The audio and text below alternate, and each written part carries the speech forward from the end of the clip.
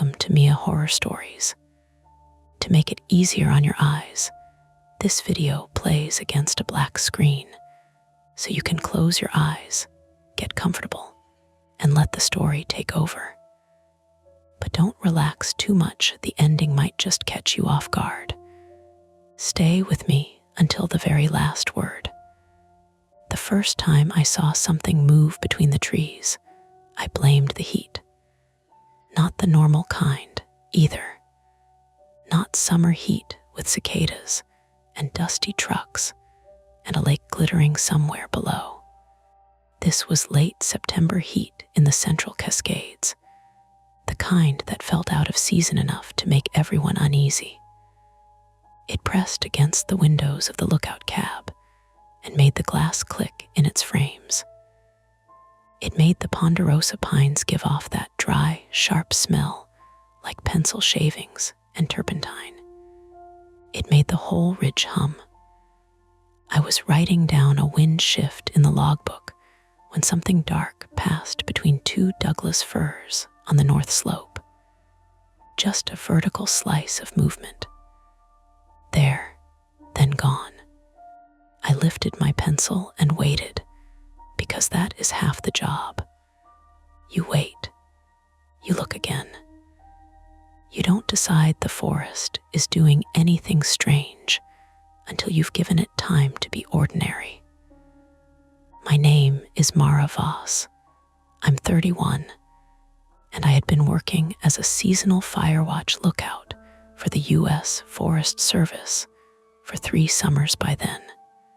I grew up outside Bend, Oregon, close enough to the woods to know their sounds, but not close enough to stop romanticizing them, which is probably why I applied for the job after my divorce, instead of doing something practical like going back to school or moving in with my sister.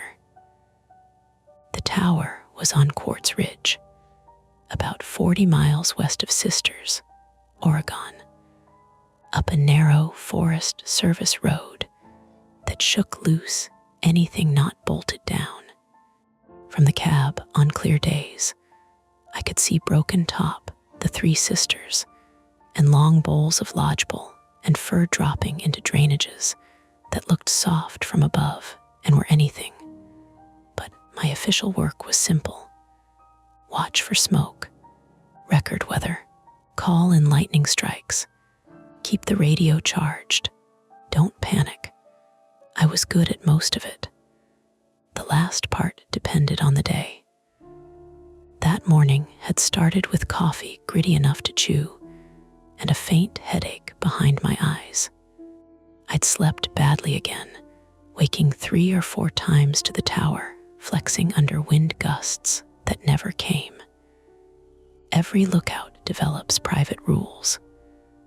Mine was this: if I woke in the dark, I did not look out the windows right away. I would stare at the ceiling, count 5 breaths, listen for something normal, the fridge ticking, a mouse in the wall, the little metallic ping of the radio cooling down, then sit up. It was stupid. I knew it was stupid. But after 2 seasons alone in a glass box on stilts, you learned which habits kept your imagination from climbing inside with you. The movement on the north slope happened at 11:42 a.m. I know, because I wrote the time down before I talked myself out of it. I picked up the Osborne firefinder, rotated the sighting vanes, and aimed through the brass peephole toward the patch of timber where I'd seen it. The north slope fell away steeply from the ridge into a mixed stand of fir, hemlock, and beetle-killed lodgepole. Plenty of deadfall, plenty of shadows. A person could move through there if they were stubborn or lost or trying not to be seen. A bear could, too, or an elk, or a snag could drop a branch and make the rest of the trees seem to flinch. I scanned slowly. The treetops rocked in small, uneven movements. A raven croaked somewhere below the deck. Farther off, a chainsaw whined and stopped, probably a thinning crew down near Road 1630. Nothing on the slope moved the way I'd seen it move. I touched the radio mic. Then I let go.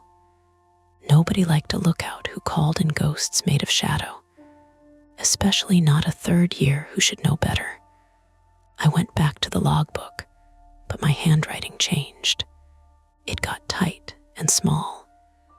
At noon, the radio cracked. Quartz Ridge, this is Crescent Dispatch. You awake up there? The voice belonged to Evan Nadeau, 27 male, a dispatcher out of the Crescent Ranger District Office, who had the calm, nasal patience of someone who spent 10 hours a day talking people down from bad information. Evan was from Vermont originally, and you could still hear it on words like road and hard. He had worked wildfire logistics for 5 years and treated every radio call like a crossword clue he could solve if people would stop being emotional for 15 seconds. I pressed the transmit button. Quartz Ridge is awake, caffeinated, and pretending not to resent the question. Copy that. Got your 1100 weather. I called it in. A pause, paper shuffling on his end. Someone laughed faintly in the background. You called in 1000. I did not. You did. I looked at the log. He was right. I had written 1100, circled it, and apparently never transmitted. That needled me more than it should have. I hated making small mistakes when I was alone, because nobody was there to say, normal people do that. Alone, every mistake felt like evidence. Quartz copies, I said. Stand by. I gave him the weather, temperature 86, relative humidity 19%, wind from the southwest at 6 gusting 9, visibility good, no smoke columns observed. When I finished, Evan didn't sign off right away. You sound weird, he said. I'm in a tower. Weird is ambient. Headache. A little. Drink water.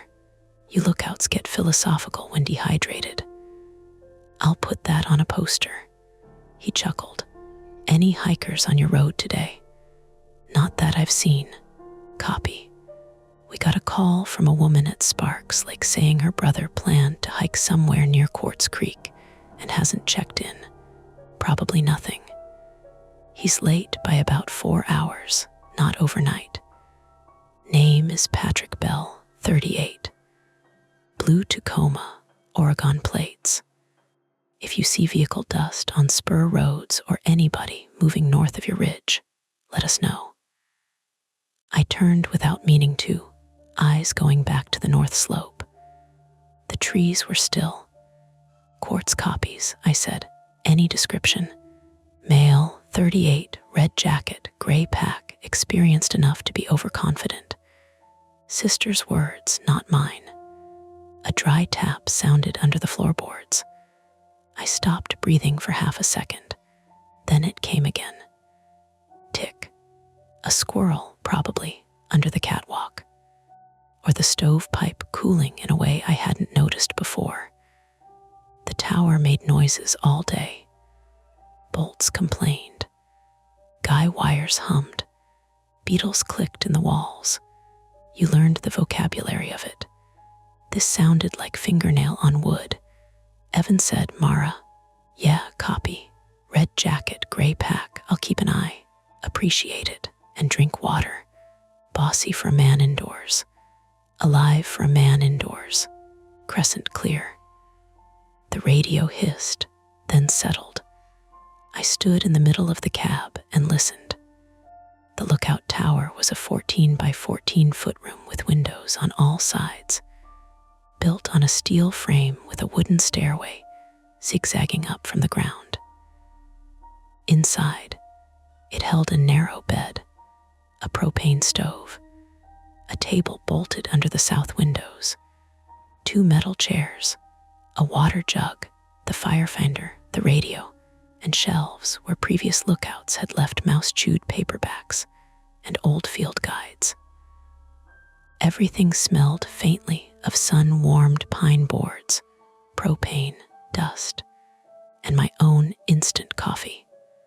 Under that smell just then was something else.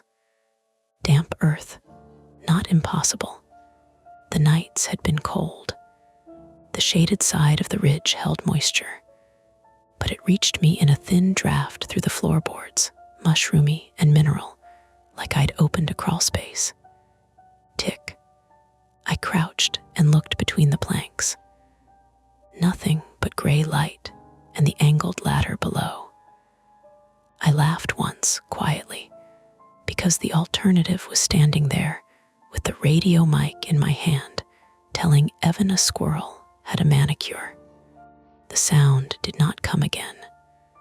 The calm returned in pieces. First the raven, then the tiny squeak of the wind gauge, then the buzz of a fly battering itself at the west window. I drank half a quart of warm water because Evan was annoying and correct. Then I stepped out onto the catwalk with binoculars. The heat hit harder outside. The boards under my boots were almost too hot through the soles. To the south, the forest rolled down toward Highway 46 in green-black folds. To the east, the old burned scar from the Pole Creek fire lay pale and silver in the sun, full of standing dead trees like stripped bones. North was thicker, darker, less traveled. It dropped toward Quartz Creek and a mess of old logging roads that maps treated more confidently than the land deserved. I glassed the slope. Nothing. I lowered the binoculars. Something flashed red below the tree line. Not moving. Just a small, hard color where no color should have been. Raised the binoculars again, too fast, bumping them against my brow. It took me several seconds to find the spot. When I did, all I could see was a scrap of red caught on a low branch, maybe fabric, maybe flagging tape. It hung about 30 yards inside the timber from an old game trail that crossed a saddle below my tower. A red jacket, or a piece of survey ribbon, or my brain turning Evan's missing hiker into a shape. I kept the binoculars fixed until my arms started to tremble. The red scrap jerked, not in the wind. There was not enough wind down there. It pulled backward once, vanished behind a trunk, and then the branches settled. My mouth tasted like pennies and coffee. I reached for the radio clipped to my belt, but before I pressed transmit, a truck engine growled somewhere below the ridge. Tires popped over rock. A white Forest Service pickup crawled around the last switchback and stopped in the gravel turnout at the base of the tower. Relief came so sharply, I almost felt embarrassed by it. Lee Grant climbed out first. She was 45, female, district fire management officer, born in Idaho, and built like someone who had spent her whole adult life stepping over logs with a saw in one hand. Lee had short gray blonde hair tucked under a ball cap, a weathered face, and the kind of steady gaze that made excuses shrivel before you finished speaking them. She had trained me my first season and still called me kid when she wanted to irritate me. Beside her, Owen Pike got out of the passenger seat, 23 male, a seasonal engine crew member from Manchester, England, doing a U.S. wildfire exchange program, and trying very hard not to look as new as he was. He was tall, pale, and earnest, with sunburn across his nose and a habit of checking gear straps whenever he felt useless. I had met him twice at the ranger station. He spoke carefully around American slang, as if it might explode. Lee looked up at me and cupped a hand around her mouth. "You decent?" "No," I called down. "But federal funding doesn't cover dignity." Owen shaded his eyes. "Should we wait?" Lee didn't look at him. "She's joking." "Mostly," I said. They climbed the stairs, boots ringing on the metal treads. The tower shook with their weight, not dangerously, just enough that the coffee in my mug trembled. I hated how much better I felt hearing other people make noise in that place. Lee stepped into the cab, bringing dust, sunscreen, and truck smell with her. "You look like you're about to confess to something." "I saw something on the north slope." Her face changed only a little. That was Lee's gift. She did not dismiss. She also did not indulge. "What kind of something?" "I don't know." Owen came in behind her and politely removed his cap, then seemed unsure what to do with his hands. "Animal." "Maybe," I said. Lee crossed to the north windows. "Show me." I handed her the binoculars and pointed. "Between those two big firs down from the saddle." Then later I saw something red caught in the brush. It moved. Lee scanned. Owen leaned near the firefinder, careful not to touch it. He smelled faintly of laundry detergent and chain oil. "Dispatch mentioned the missing hiker?" Lee asked. "Patrick Bell. Red jacket," she grunted. I looked at her. "You knew already?" "Sister called county first." "County called us." We were nearby checking a closed spur gate. She lowered the binoculars. "Could be him. Could be flagging tape," I said, because I wanted her to be the worried one. "Could be." She handed the binoculars to Owen. "Take a look. Don't invent anything." Owen lifted them. "Right, no inventing." For a moment, no one talked. The forest filled the silence in small working sounds. Wind sliding over needles, a distant jay scolding, the faint metal tick of the firefinder as the cab shifted. Owen breathed through his nose. Lee read my logbook without asking permission. "You wrote movement at 11:42, she said. I felt heat rise in my face. For my own reference. That's what the log is for. I didn't call it in because it was probably nothing. Lee glanced at me. "Mara, I know." "No, you don't. You think reporting uncertain information makes you look jumpy. It doesn't. Letting uncertain information sit in your head until it grows teeth makes you jumpy. That landed too close to the truth, so I looked away." Owen said, "I see red." Lee and I both turned. He held very still, binoculars pressed to his eyes. "Small bit, lower branch maybe. It's not moving now." "Can you range it?" Lee asked. "Badly." She stepped beside him. "Give me the line." He pointed through the glass without lowering it. Lee followed with the firefinder, aligning the sighting vanes. "Azimuth 348, she said. "Approximate." I wrote it down automatically. Keyed her handheld radio. "Crescent, Grant. Static." Then Evan, "Go ahead, Grant. We're at Quartz Ridge with lookout. Possible visual on red fabric north slope below tower. Azimuth 348 from lookout cab. Could be associated with overdue hiker Patrick Bell. No smoke. No confirmed person. We're going to check from the saddle trail." I stared at her. Evan replied, "Copy possible visual. County SAR not activated yet. Use caution. Advise if you make contact or find gear." "Grant copies," I said. You're going down there. Lee clipped the radio back to her belt. We are. Owen lowered the binoculars.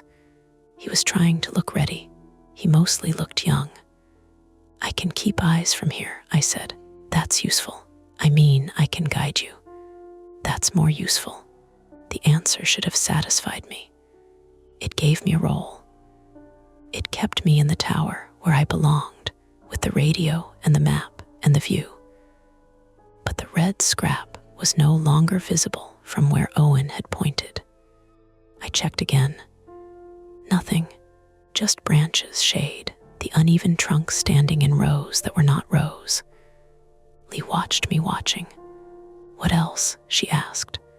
I almost told her about the ticking under the floor.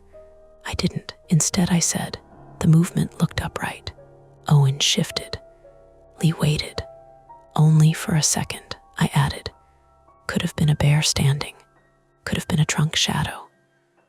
Bears don't wear red jackets, Owen said, then immediately looked like he regretted trying humor. Lee smiled without warmth. Not usually. A gust pushed against the west windows and brought the dry rattle of needles across the catwalk. Below us, the pickup's engine ticked as it cooled. Somewhere far down the slope, a branch cracked. One crack. Then another, softer. Lee moved to the window. I picked up the binoculars before she could ask. The forest below looked still in the specific way forests look when they are not still at all. Every small motion hiding inside a larger pattern. Every branch shifting just enough to make your eye doubt itself. I searched the firs near the saddle. The place where the red had been was empty. Then I saw a pale shape at ground level. Not skin, not bone, not anything dramatic. A rectangle, white or light gray, wedged between roots at the base of a tree. Do hikers carry notebooks? I asked. Lee leaned in. What? There's something down there, like paper or a map. Owen said, could be litter. I kept the binoculars up. The pale object lifted slightly at one corner, as if a breeze had caught it, but the air around it was still. Then it slid backward into shadow, slow, deliberate, gone. I lowered the binoculars. Nobody spoke for a second. Lee's jaw tightened. Could be an animal dragging a food wrapper. Sure, I said, could be. Yeah, Owen looked between us. But we're checking. Lee took a breath through her nose and let it out. We're checking. She unfolded the topo map on my table and pinned one corner with my coffee mug. Her finger traced the ridge, the saddle, the faint dotted line of the old trail. Mara, you stay here and keep radio contact. You've got the best view.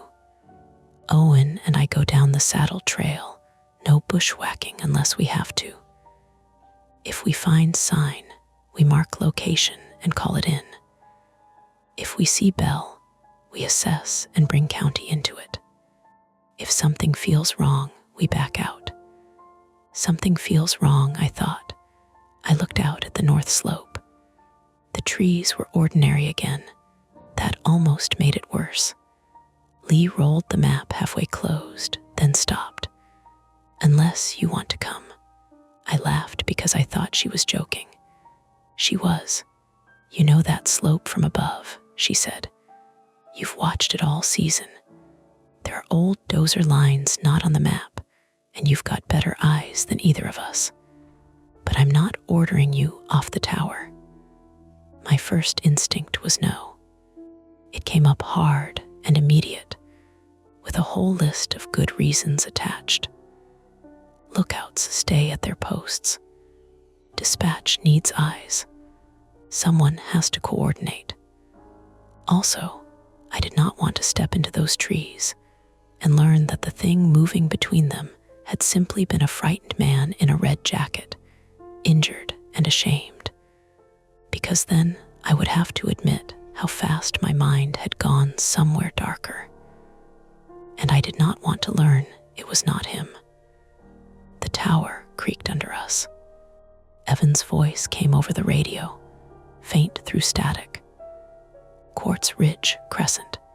Be advised, sister says Belle texted a photo at 9:36. Last known image appears to show a lookout tower in background. Could be yours. Lee reached for the mic, but her eyes stayed on me. I looked through the north window at the saddle trail disappearing into shade, at the space where the red scrap had been, at the trees standing close together, as if they had leaned in to hear our answer. The choice sat there between us, plain and stupid and heavy. Stay above the forest, where I could see too much and touch nothing, or go down into it, where whatever had moved would have room to move again. I should have stayed in the tower. That is not me being dramatic after the fact. It is not one of those easy, backward-looking truths people say once they already know where the bad road led. I knew it then, in the hot little room with the topo map spread under Lee's hand, and Evan's voice still crackling through the radio. The tower was my post. My job was to see. But the problem with seeing is that it can start to feel like hiding. Lee waited for me to answer. Owen had gone quiet in that careful way of his, like he was trying not to influence me, even by breathing too loudly. Outside, the day had gone flat and bright, the kind of brightness that erased depth from the trees and turned the whole north slope into a wall of green-black needles. I looked at the radio. Quartz Ridge Crescent, Evan said again. Do you copy on the photo? Lee picked up the mic. Crescent, Grant, we copy. Send any further information when available. We're evaluating response. Copy, Evan said. County is asking whether you have visual confirmation of Belle or just possible gear. Lee looked at me. Possible gear, I said. She repeated it into the mic. There was a pause, then Evan came back with the part that made the choice stop feeling optional. Copy possible gear. Be advised, Belle's sister says he has type 1 diabetes and may not have extra insulin with him. She says he planned a short hike only. Timeline matters. The cab seemed to shrink around the four of us. I had known missing hikers could get bad quickly. Weather turned. Ankles broke. Phones died. People made small wrong decisions until they were miles from water with one granola bar and a cotton hoodie. But the word insulin cut through all the vague concern and made it something measured in hours. Lee's mouth tightened. Crescent, confirmed diabetic, possibly without medication. Confirmed by reporting party. Unknown supplies. Last text at 9:36. No contact since. My eyes went to the clock above the south window. 12:18. Almost 3 hours. Not long, maybe. Too long, maybe. The problem had teeth now. Lee set the mic down. That changes things, Owen said. How quickly would that be serious?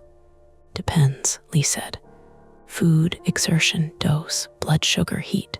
Too many variables, he nodded. But his face had gone pale under the sunburn. I kept looking at the clock because numbers were easier than the trees. If he's down there and confused, he might not answer if you call. Correct, Lee said. He could wander farther downslope. Also correct. And the old roads down there don't match the map. That's why I asked if you wanted to come. There it was again. Want. As if wanting had anything to do with it.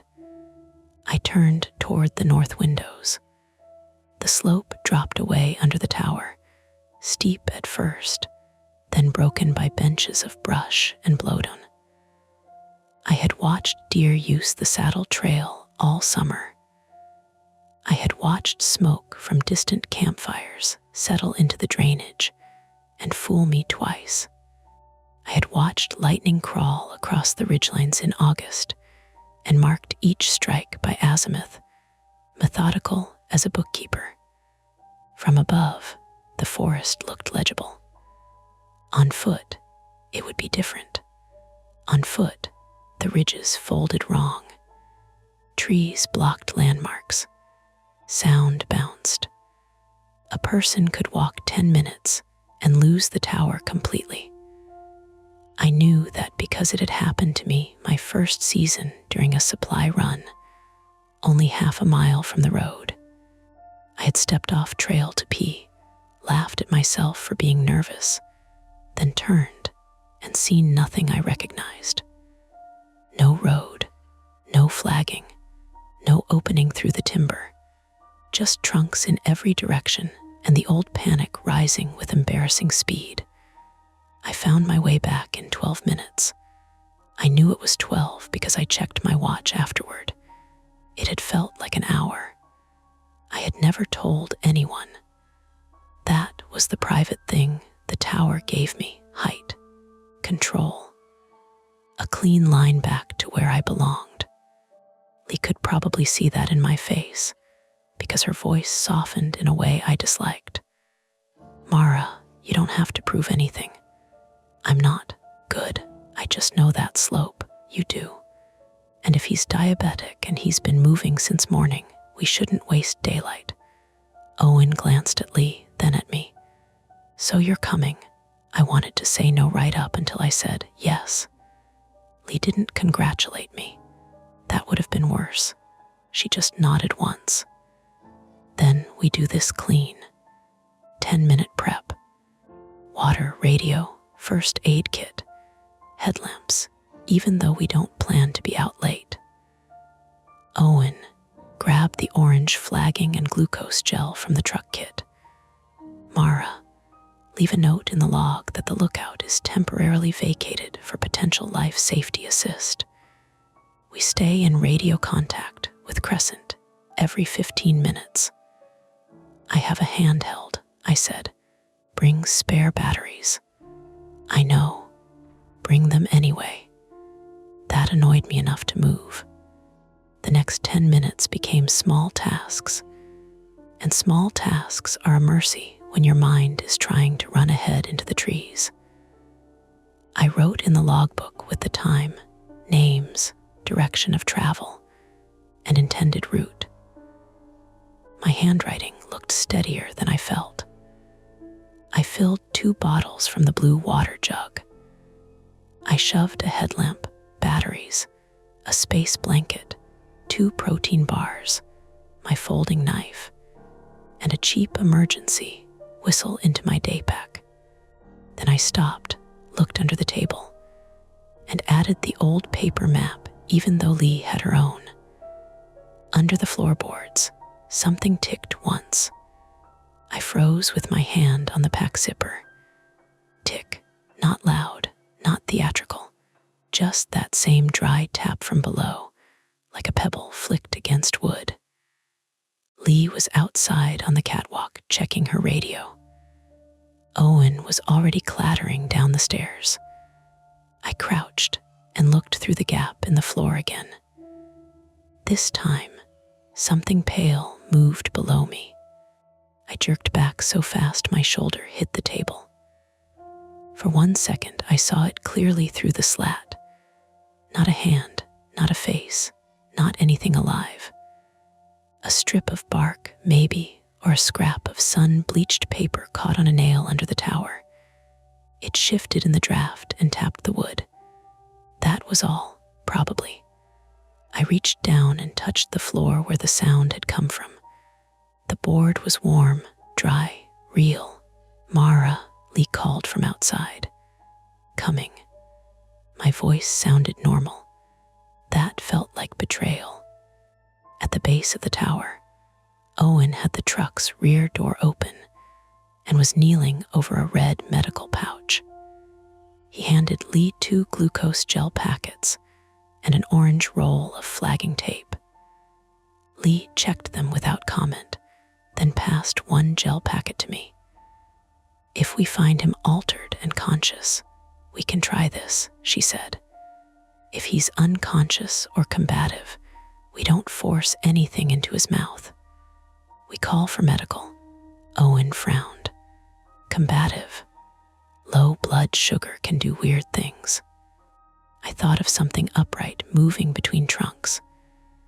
Lee saw the thought land and said, "Don't build a story yet."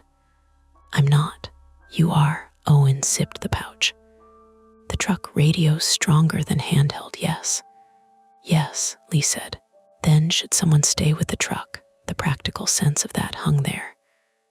Lee looked up at the tower, then at the road, then toward the saddle trail, a narrow opening through manzanita and young fir. "If we had 4 people, yes," she said. "With 3, no." Mara's eyes on the ground matter. "We mark our route and keep radio checks. If we lose contact, we return to the truck." That was the first small disagreement. Not sharp, not dramatic. But Owen's face said he was not convinced, and Lee's face said she was used to being obeyed when time got thin. We started down at 12:34. The saddle trail was not much of a trail. It began behind the tower as a faint dirt track through dry bunchgrass and huckleberry, then slipped into timber where the temperature dropped 10 degrees in less than 20 steps. The smell changed immediately. Sun-baked dust gave way to fir pitch, damp rot, and the faint animal musk of shaded ground. Needles softened our footfalls. Branches clicked against our sleeves. Lee led.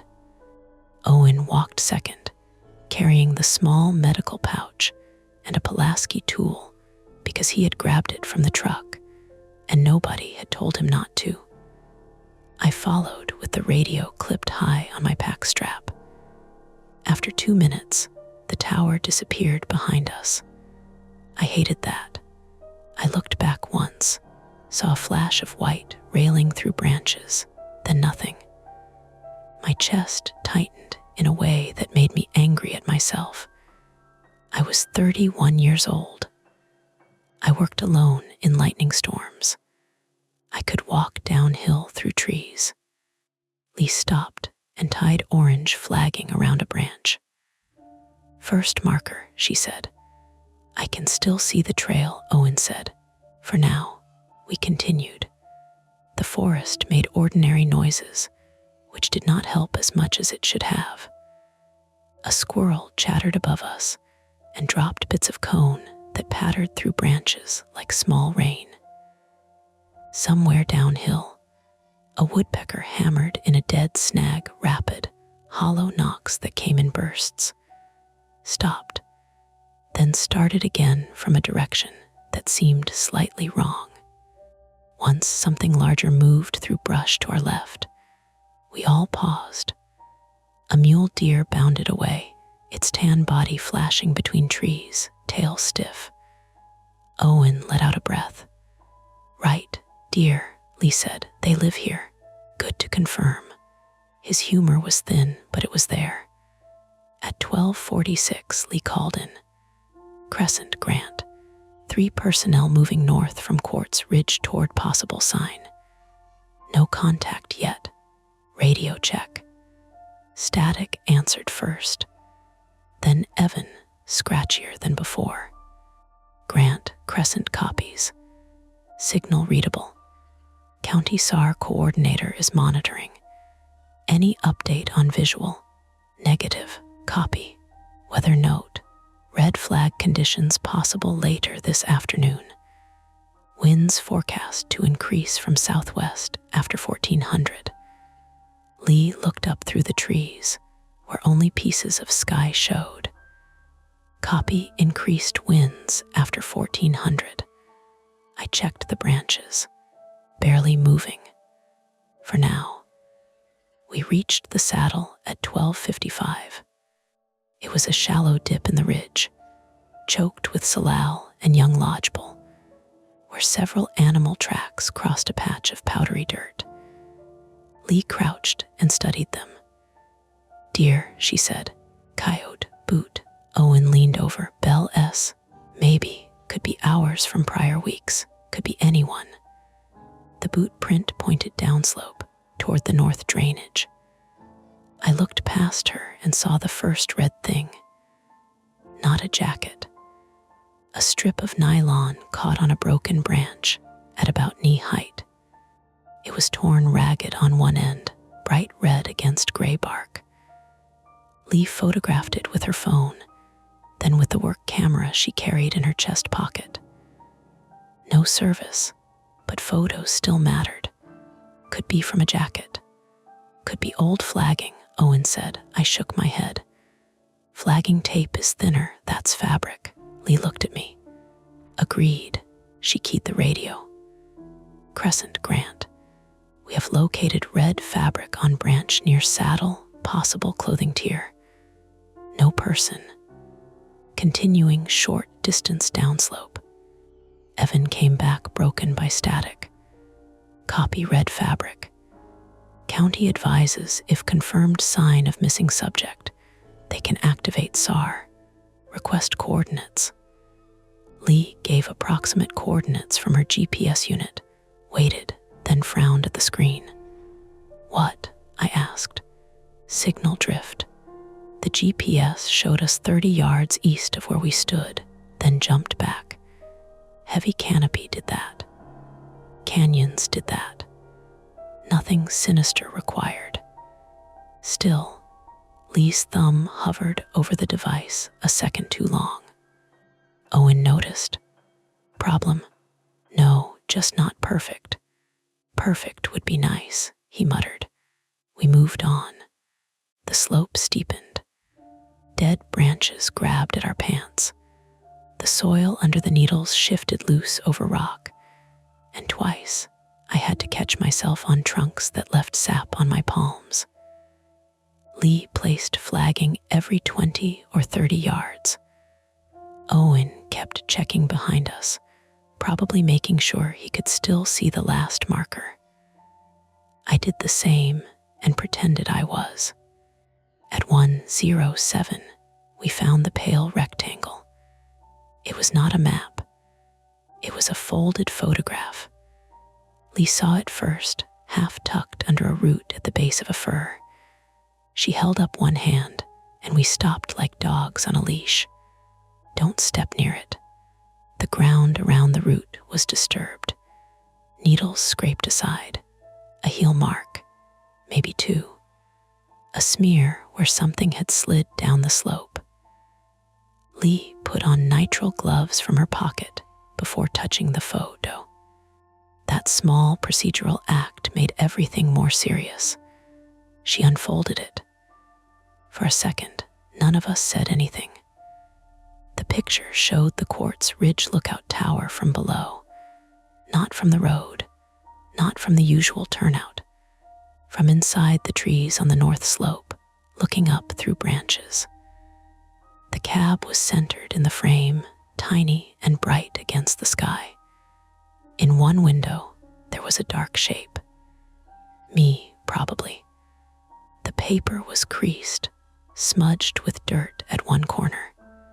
It looked recently printed, not old. On the back, in black marker, someone had written, "She sees it too." Owen said very quietly, "That's not good." The words looked stupidly plain. No dripping threat, no elaborate madness, just block letters on photo paper, the kind you could get from a drugstore printer, or a home inkjet if you had enough spite and patience. Lee photographed both sides and slid it into an evidence bag from her kit. "You carry evidence bags?" I asked. "Higher starts our investigations," she said. People leave things. The answer was practical. It still made my skin prickle. Could Belle have written that? Owen asked. If he's confused, I said. Lee didn't answer right away. Maybe. You don't think so? I think we don't know. The woods shifted around us, needles whispering overhead as the wind finally started to reach down into the drainage. A branch rubbed another branch with a low wooden squeal. From farther downslope came a single sound like a cough. We all turned. Patrick, Lee called. Her voice was loud and clean. Patrick Bell, Forest Service. The slope held her words, broke them apart, gave back nothing. Owen called next, a little less confidently. Patrick, we're here to help. No answer. Then my handheld radio hissed hard enough to make me flinch. Grant Crescent, say again location, traffic broken. Lee lifted her radio. Crescent, Grant. We found a printed photograph near possible clothing sign. Message on back. No subject. Continuing, static swallowed the rest. She tried again. Nothing. Move upslope 10 yards, she said. We did. She transmitted again. Evan's voice came back in torn pieces. Copy photo, repeat message. County activate. Lee turned slightly, trying to angle the antenna through the canopy. Message reads, quote, she sees it too, end quote. Advise county, this may involve unknown third party. Request SAR and law enforcement response. The phrase unknown third party changed the air between us. Missing hiker was one thing. Unknown third party was another. Evan's answer broke up badly, but I caught enough. SAR notified deputy en route, hold position if unsafe, hold position if unsafe. Lee stared downslope where the cough had come from. Then, faint but distinct, a man shouted. Help, it came from below and left, deeper in the drainage. Owen took one step toward it. Lee caught his sleeve. Stop, he looked offended. Someone called. I know. Then we go. We think before we go. Another shout came. Please. It was male, hoarse. Not close, not far enough to ignore. My stomach clenched because it sounded exactly like what we had come to find. It also sounded placed. That was the only word I had for it.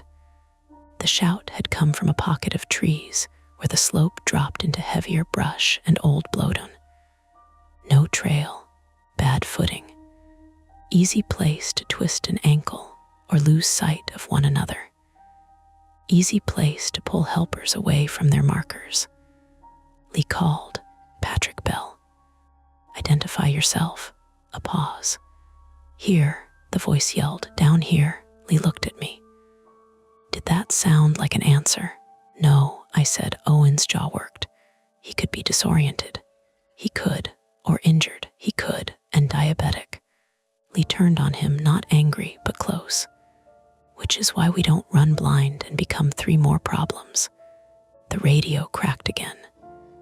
Evan's voice came through for half a second. Grant, be advised, Bell's sister says, static. Lee pressed transmit. Crescent, repeat. Nothing again. Crescent, repeat last. Only static, thick and rushing. At the same moment, a column of gray-brown smoke lifted beyond the ridge to the southwest. I saw it through a gap in the trees before either of them did. At first, my brain rejected it. Too much at once. The missing hiker, the photograph, the voice, and now smoke. But there it was, rising in a loose smear above the timber. Not a big column yet, not the kind that punched high and obvious into the sky. A small start. Fresh. Close enough that the smell had not reached us. Lee, I said. She followed my gaze. Her face went still. Owen whispered, fire, maybe, Lee said. But all 3 of us knew. The forecast wind was supposed to rise after 2. It was 1:19. The southwest wind would push fire toward the ridge road if the start was where I thought it was. Toward the truck, toward the tower, toward our clean way out. Lee lifted the radio again. Crescent, Grant. Possible smoke southwest of Quartz Ridge, unknown distance, visible from our location. Radio traffic poor. Do you copy? No answer. The man below shouted again. Help me. This time it cracked on the last word. Owen looked sick with indecision. Lee's eyes moved from the smoke to the slope below, then to our flagging line behind us. The concrete problem had split in 2. A missing diabetic hiker, possibly calling from below. A new smoke start with wind coming up, threatening access, and maybe the tower. No good radio. No confirmed law enforcement. No time. Lee made the call because that was what Lee did. We go down just far enough to confirm the voice. 5 minutes maximum. If we don't see him, we backtrack to the saddle and regain radio. Mara, you mark every 20 feet. Owen, stay between us. Nobody breaks line of sight. I wanted to argue. Not because she was wrong, because she might be right. I pulled the orange flagging from my pack with fingers that had gone clumsy. The roll slipped, bounced once, and tumbled downslope through the needles. Damn it, I snapped, louder than I meant to. It rolled under a fallen log and stopped in shadow. I'll get it, Owen said. Leave it, Lee said. But he was already 3 steps down, reaching. The forest answered with a crack of brush to our right. Not deer this time. Heavy. Close. Owen froze, bent at the waist, one hand on the log. Between 2 fir trunks, something moved. Upright. Dark jacket, maybe. Dark pack. A shoulder slipping behind bark. Lee shouted, Forest Service. Stop right there. The shape did not stop. It slid through the trees with quick, practiced steps, not running exactly, but moving like someone who knew the ground and wanted distance. Owen straightened too fast. His boot skidded on loose needles. He grabbed for the log, missed, and went down hard on his hip, sliding several feet before his heel caught a root. He made a sharp sound through his teeth. The radio on Lee's belt hissed and popped. Downslope, the male voice screamed once. Then the wind shifted, carrying the first thin smell of smoke into the trees. Lee looked at Owen on the ground, the smoke rising behind us, and the dark figure disappearing deeper through the timber. The safe choices were gone. Pack up, she said, voice low and tight. We're going down. By the time Owen got back on his feet, the smoke had changed from a mark on the sky to a smell in the back of my throat. Not thick, not choking, not yet. More like someone had struck matches behind the ridge and let them burn down to the wood. It came in little threads when the wind bent through the trees, vanishing between breaths, which somehow made it worse. A solid wall of smoke would have made the decision simple. This kept pretending we had time. Owen stood with one hand braced on the log, his face pinched and pale. Can you walk? Lee asked. Yes.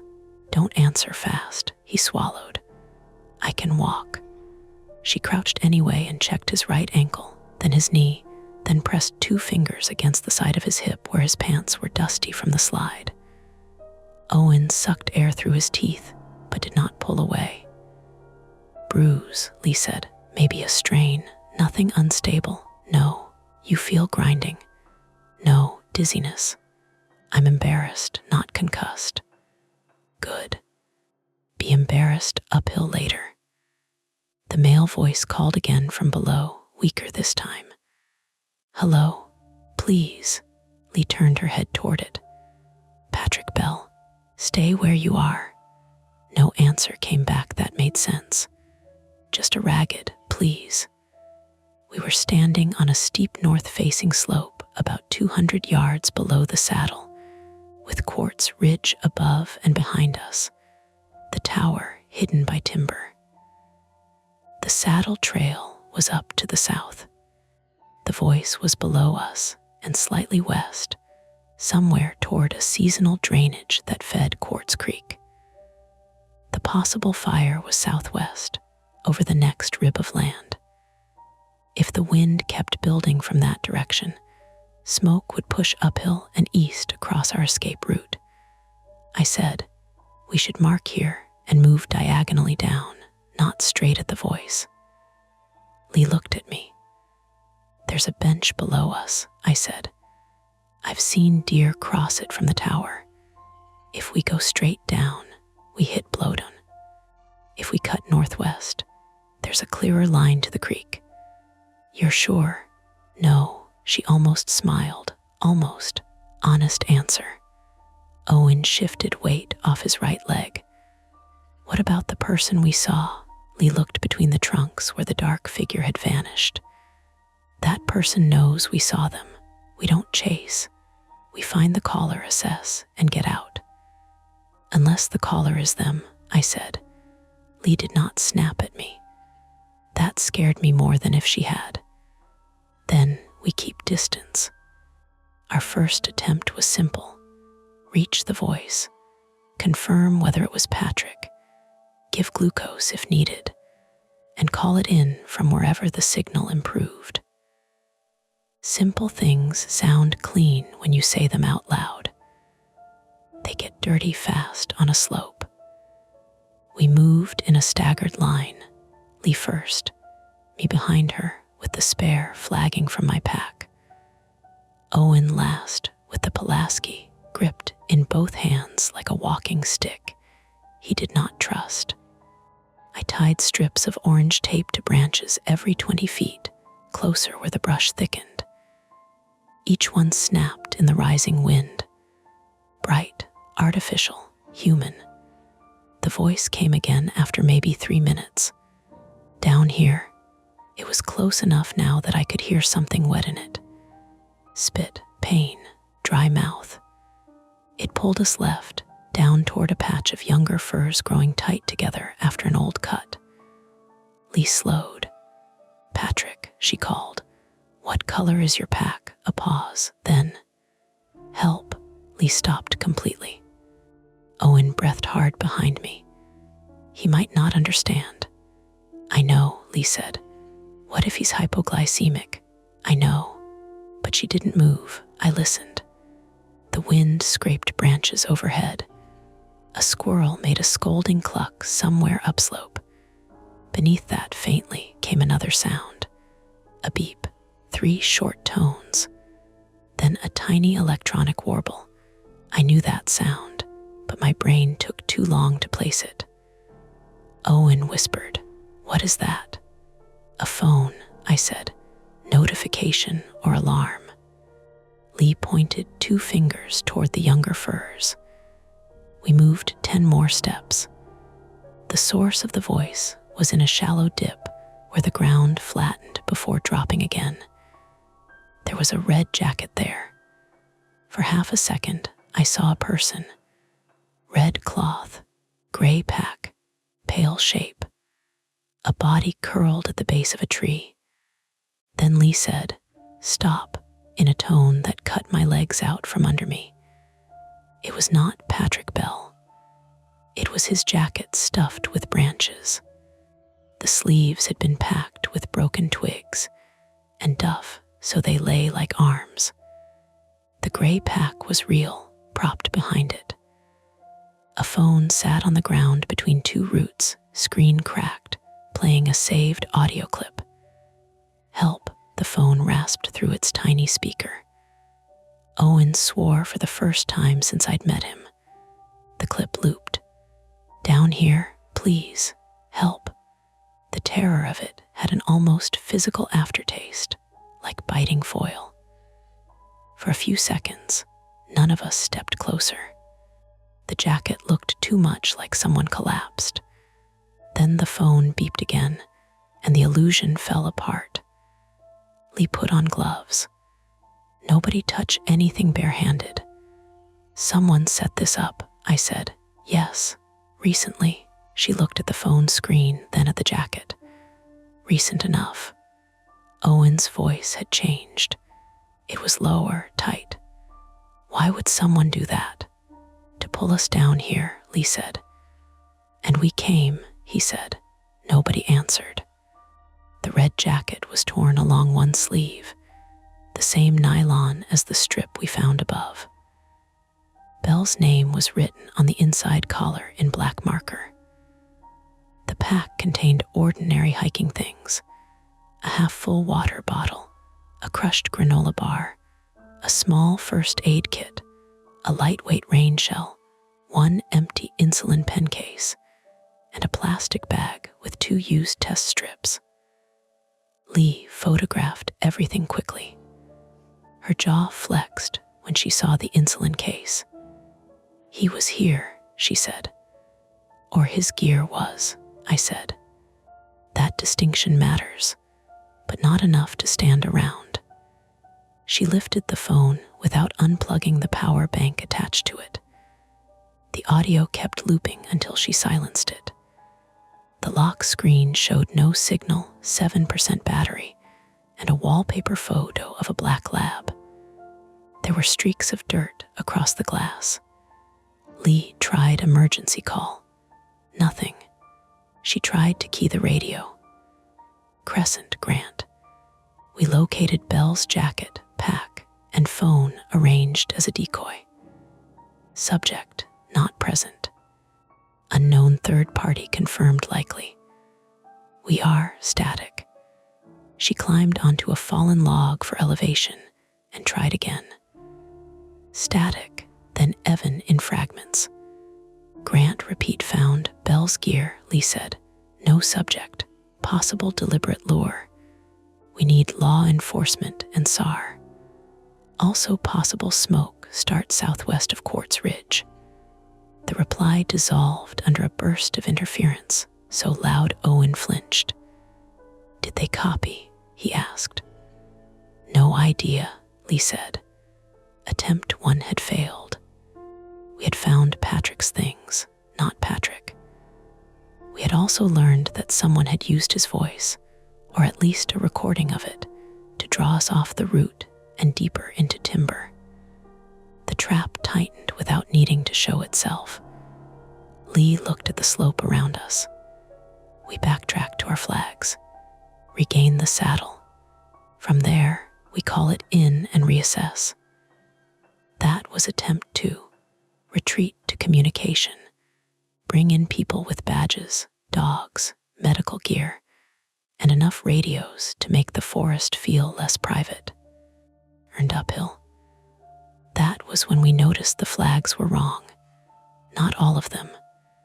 The first 2 were where I had tied them, bright orange strips leading back up through the firs. The third was lower than it should have been, tied to a sapling I did not recognize. The fourth angled east, away from the route we had taken. I stared at it. My throat tightened. No, I said. Lee's eyes went flat. You sure? I tied that one to a dead branch. That's a live fir. Owen looked back toward the jacket decoy, then uphill. Someone moved them. Or added to them, Lee said. The wind picked up, and all the orange strips fluttered at once. Ours, and not ours. Indistinguishable unless you remembered the exact branch your fingers had touched. I did not remember enough. I tied them too close together, I said. I thought close was safer. It was, Lee said. They used them against us. Maybe, but we all knew. Lee took out her GPS. Little arrow spun, hesitated, placed us east of our track. then west, then snapped back. The canopy, slope, and cheap government patience all conspired to make it nearly useless. She pulled out the paper map. "Mara, talk me through the land," I swallowed. "Saddle above us south-southeast. Drainage below runs northeast to Quartz Creek. The old dozer line should be west, contouring around the slope, but I've only seen it from the tower. If we angle uphill and right, we should hit our original line." "Good," Owen said. "And if these flags lead somewhere else?" "We don't follow flags unless Mara confirms them," Lee said. That should have made me feel trusted. Instead, it made me feel like the whole forest had been handed to me, and I had to hold it without dropping anything. We climbed. Within 5 minutes, Owen was limping badly. Sweat ran down his neck and darkened the collar of his yellow fire shirt. My calves burned from fighting the slope. Lee moved slower than before, not because she was tired, but because she was reading the ground. Broken fern tips, scuffed duff, heel marks, places where bark had been freshly scraped. Twice she stopped us because something ahead looked wrong. Once it was only a dead branch hanging by bark, swaying like a shoulder behind a trunk. Once it was a black bear. That was the misdirection that almost broke us. It happened at the edge of a small clearing where a deadfall tangle forced us left. Something large and dark rose behind a stump not 20 yards away. Owen made a sound like he'd been punched. I saw height, fur or fabric, a rounded head, a shape lifting upright between trees. For one insane second, I thought the person from the timber had come back wearing something dark and heavy. Lee grabbed my sleeve and Owen's shirt at the same time. "Hold," she hissed. The shape swung its head toward us. A bear. A real black bear, cinnamon-muzzled and thin from late season, standing on its hind legs to smell over the brush. It huffed once. Not a roar, not a movie sound. A wet, irritated expulsion of air. Then it dropped to all fours and crashed away downslope, breaking branches as it went. The three of us stood frozen long after it was gone. Owen bent over with both hands on his knees. "I hate this country," Lee exhaled. "Fair." My laugh came out shaky and too loud. That was explainable. "Everything is explainable," Lee said. "Eventually." The bear had done us one favor. It showed us the slope was full of sounds we could misread. It also showed us how badly our nerves were fraying. We continued uphill and right, trying to regain our own track. The smoke smell thickened. It no longer came in threads.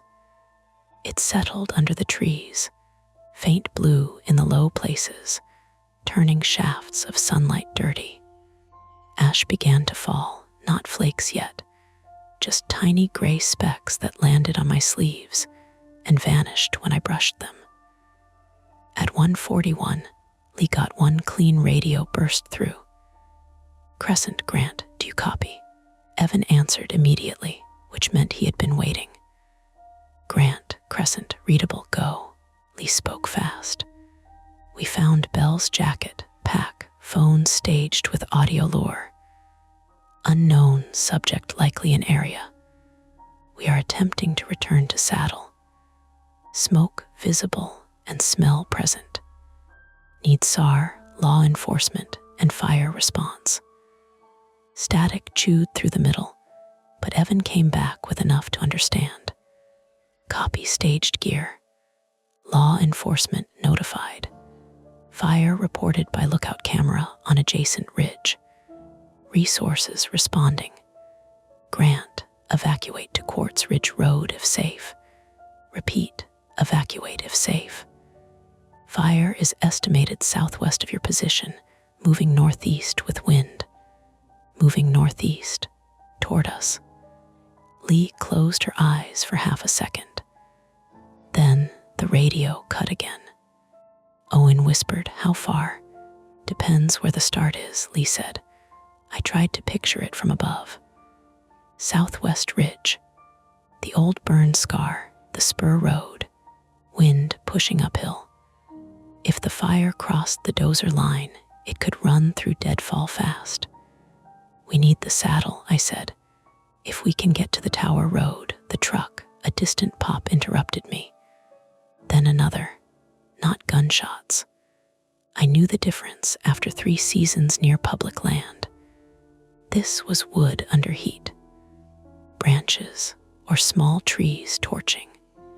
Far, but not far enough. Lee looked uphill. "Move." We did not run. Running on that slope would break something. We climbed hard, hands on trunks, boots sliding, lungs working against smoke and heat. Owen fell once to one knee and got up without speaking. Lee took the medical pouch from him. I stopped marking with flagging because there was no point anymore. We were not coming back this way. Then we hit the dozer line. At first, it felt like salvation. A rough, old cut carved across the slope from west to east, maybe 10 feet wide, grown in with grass and young saplings, but still clearer than the surrounding timber. I recognized it from the tower, a faint scar I had used all season to orient myself. Follow it east, and it would wrap below the saddle. Follow it west, and it would meet an old spur road. Lee checked the map. East to saddle. I looked west. Smoke moved through the trees that way, thicker now. But mixed in the smoke was something else. A flash of red. Not the jacket. Not fabric on a branch. A person. Down the dozer line, maybe 60 yards away, a man stumbled out from behind a snag and caught himself on his hands. "Patrick," Owen shouted before Lee could stop him. The man jerked his head up. He was wearing a gray base layer, no jacket, one sleeve torn at the elbow. His face was smeared with dirt. Even from that distance, he looked wrong, unsteady, unfocused, as if his body had reached him late. He pushed himself to his knees. "Help," he said, but this time it was not a recording.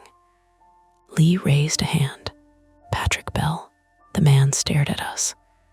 Then he looked over his shoulder into the smoke behind him. That look made my scalp tighten.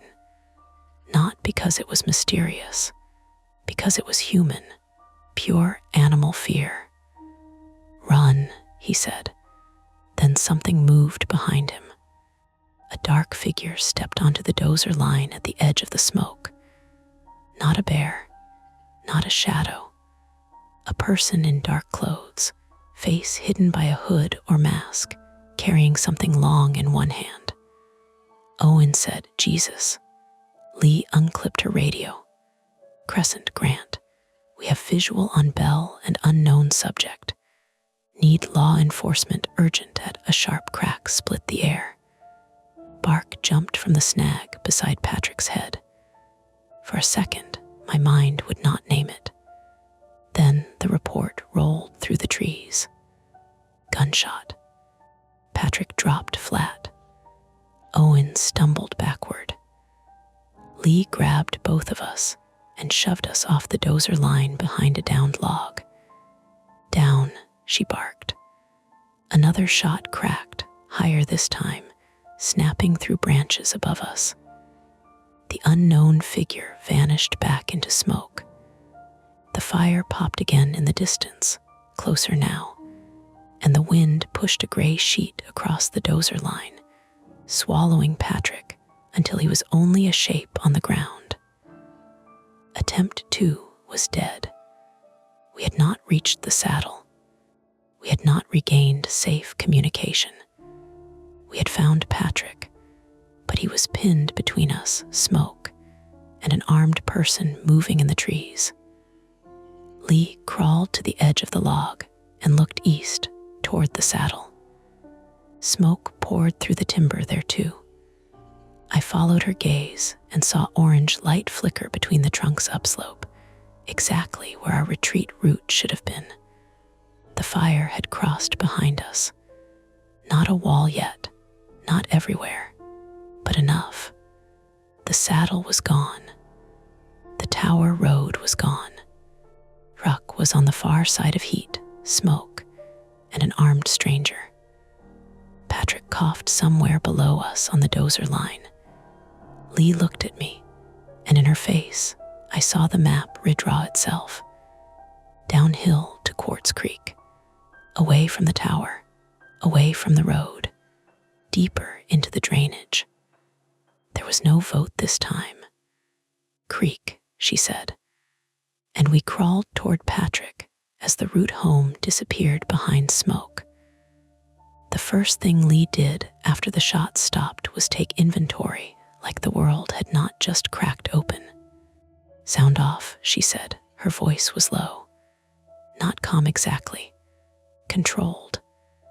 I was pressed behind the downed log with my cheek against rotten bark, breathing smoke and old fungus. My left ear rang from the gunshot.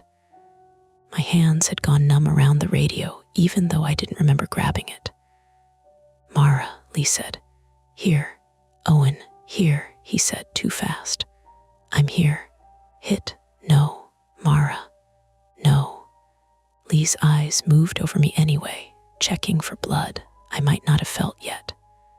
Then she looked downhill, where Patrick Bell lay half hidden in smoke on the dozer line, his gray shirt blending with ash and dust. He was moving. Barely. Patrick, Lee called. Can you crawl? He lifted his head maybe 2 inches. Another crack split the trees. Not a gunshot this time. Wood. Fire chewing through deadfall somewhere behind us. The sound made all 3 of us flinch anyway. Lee's jaw clenched. We have to get him. Owen looked over the log and ducked back down. His face was smeared with dirt, sweat carving clean lines through it. The shooter moved west into smoke, Lee said. You saw? I saw enough. I tried to picture the map in my head. We were on the old dozer line below the saddle. Fire behind and above us, pushing northeast. Patrick was 30 yards downhill along the cut, pinned in the open. The unknown person had disappeared into the smoke west of him. Quartz Creek was below, down a steep drainage full of brush and rocks. No road, no truck, no tower, the tower. For one useless second, I thought of it standing empty above the smoke, windows bright, logbook open on the table, my coffee mug pinning down a map. I wanted to be there so badly it felt physical, like hunger. Then Patrick made a sound, not a word, a small, crushed noise. Lee looked at me. Can you throw? What? Glucose gel. Can you get it to him? I fumbled the packet out of my pocket. My fingers wouldn't tear the plastic edge. Owen reached over, took it, ripped it with his teeth, and handed it back. Don't hit him in the eye, he said, and then gave a shaky laugh that died immediately. I rose just enough to see over the log. The smoke moved in gray layers, sliding across the dozer line from west to east. Patrick was curled on his side near a stump, maybe 28 or 30 yards away. His face was gray under dirt, his hair plastered to his forehead. He saw me, I think. His eyes did not focus right. I threw the gel underhand. It landed short by 10 feet. Damn it. Patrick stared at it like it was something written in another language. Patrick, I called. The packet, the gel, reach for it. He moved his hand. It dragged through the dirt, stopped, moved again. A branch snapped to our west. Lee lifted the Pulaski from where Owen had dropped it and slid it to him. "If I go, you cover Smoke side." "With an axe," Owen whispered. "With the best bad option we have. You can't go out there." Looked at him. I'm not leaving him. No speech. No hero moment. She just lowered herself flat and crawled over the log. The shooter did not fire. Lee moved fast in a soldier's crawl, elbows and knees, keeping low behind stumps and brush where she could. She reached the gel packet first and shoved it into Patrick's hand, then dragged herself beside him. "Patrick Bell," she said, "Forest Service. Can you hear me?" I could not hear his answer, if there was one. Then I saw the dark figure again. West of them, 10 yards beyond Patrick, half in smoke, half in trees. Hood up, dark jacket. Face hidden by a respirator mask or a bandana pulled high. The long object was a rifle. Not a hunting rifle with polished wood like my uncle used to carry. Matte black, compact, held close to the body. I didn't think. I lifted the radio and pressed transmit. Crescent, Quartz Ridge, shots fired, unknown armed subject. North slope below Quartz Ridge. Fire cutting off route. 4 civilians know. 3 Forest Service and missing hiker, moving toward Quartz Creek. Static swallowed my voice. The figure turned toward the sound anyway, toward me. "Lee," I screamed. The rifle came up. Owen moved before I did. He stood just enough to swing the Pulaski against a dead, standing sapling beside us. The blade bit deep into dry wood with a flat crack. The gunshot came at the same instant. The round smacked into the log in front of me, spraying punky wood into my face. I dropped. Owen dropped too, but wrong. Hard. His shoulder hit the ground and he shouted. "Owen, splinters," he gasped. "Just splinters." Blood ran down his cheek from 3 tiny cuts. The sapling Owen had struck tilted, groaned, and fell downslope through brush. Not toward the shooter, not close enough to hit him, but enough to break sight and throw a spray of branches between him and Lee. Lee used it. She got one arm under Patrick's shoulders and hauled. Patrick was not a big man, but dead weight is a different kind of weight. He kicked weakly once, not helping, not fighting, just confused. Lee dragged him behind a stump as another shot went wide and cracked through branches above her. "Mara," she shouted. I knew what she wanted before I wanted to know. We needed to move Patrick off the dozer line. Downhill, into the drainage, into thicker cover, away from the shooter, away from the fire, toward water. I crawled out from behind the log. Every part of me said no. My knees found rocks. My palms slid in ash and needles. Smoke burned my eyes so badly the world smeared into shapes. Stump, trunk, gray shirt, Lee's yellow fire shirt dark with sweat. I heard Owen behind me, limping and cursing softly as he followed with the Pulaski. Another shot. Not at us. High warning maybe, or bad aim through smoke. Lee shoved Patrick's wrist toward me. Pull when I lift. What about his blood sugar? He got some gel, not enough, move. Patrick's mouth worked. His lips were dry and cracked. He said you were watching. Who? I said. His eyes rolled toward me, unfixed and terrified. Tower woman. A branch above us hissed as embers landed in it. Lee slapped my arm. Now we pulled. It was ugly. There is no graceful way to drag a dehydrated, half-conscious man through brush, while someone with a rifle stalks through smoke and a fire moves behind you. Patrick's boots caught roots. His head lolled until Lee tucked one hand behind it. Owen hacked at Salal and dead limbs with the Pulaski, each swing weaker than the last. I kept one hand on Patrick's belt and one on his forearm, feeling bones under skin, feeling him slip every time the slope steepened. We made maybe 20 yards before the ground dropped into the seasonal drainage. It was not a creek yet, just a narrow cut in the slope, 4 feet deep in places, lined with slick rock, fern, and rotten logs. In winter it would carry water.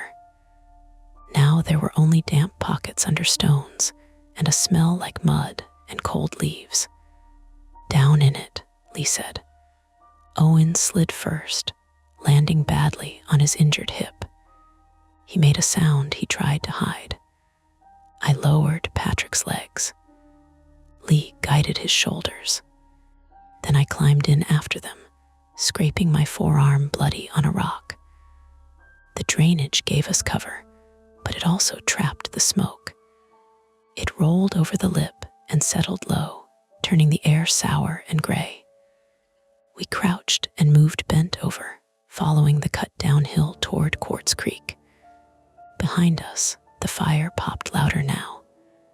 Not a steady roar yet, but building. A hungry, uneven clatter.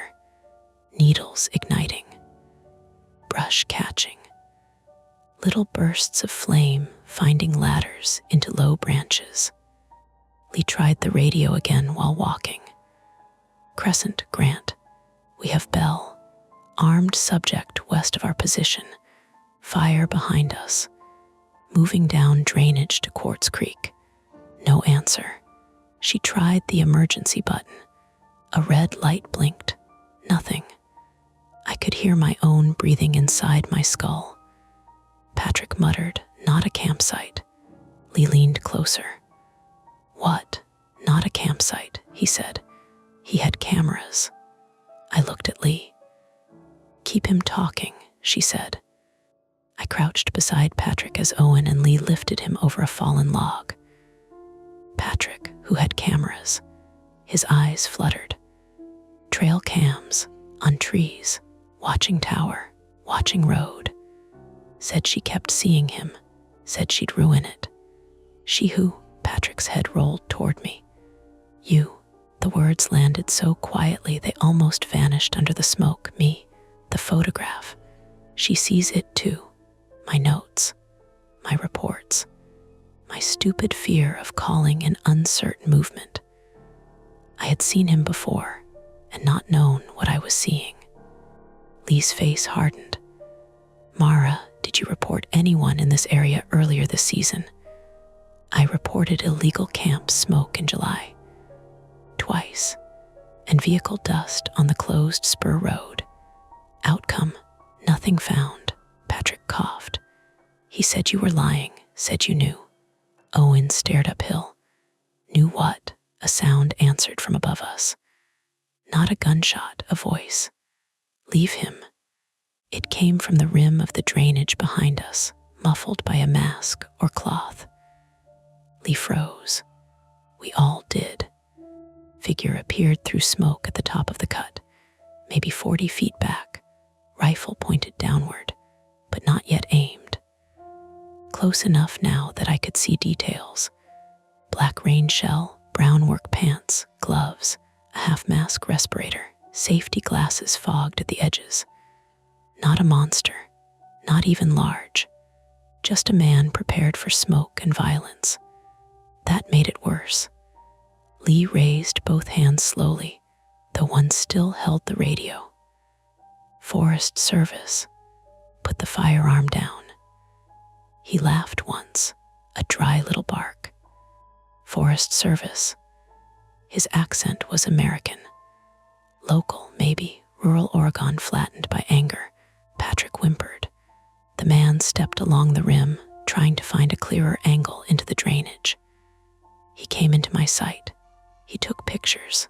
Lee said, "No one has to get hurt. You people always say that after you hurt someone." Owen shifted his grip on the Pulaski. The man saw it. The rifle lifted. "Drop it." Owen dropped the tool. It clanged against rock. The man's eyes moved to me. Even through fogged safety glasses, I felt the focus. "You," he said. I did not answer. "You kept looking." Smoke drifted between us, thin enough to see through. Behind him, orange light flickered in the brush. He had his back to the fire and did not seem to understand how close it was. Or he understood and didn't care. Lee said, "What's your name?" "Shut up. Listen to me. Fire is moving into this drainage. We need to go downhill now. You come with us. You put that rifle down, nobody." I said, "Shut up." His finger tightened near the trigger. Then the forest above him ignited, not all at once, not like gasoline. A gust pushed embers through a patch of dry manzanita and dead fir limbs, and the brush behind him flashed with a hard orange bloom. Heat slapped down into the drainage.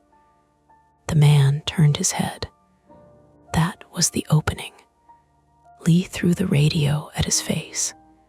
It sounds ridiculous.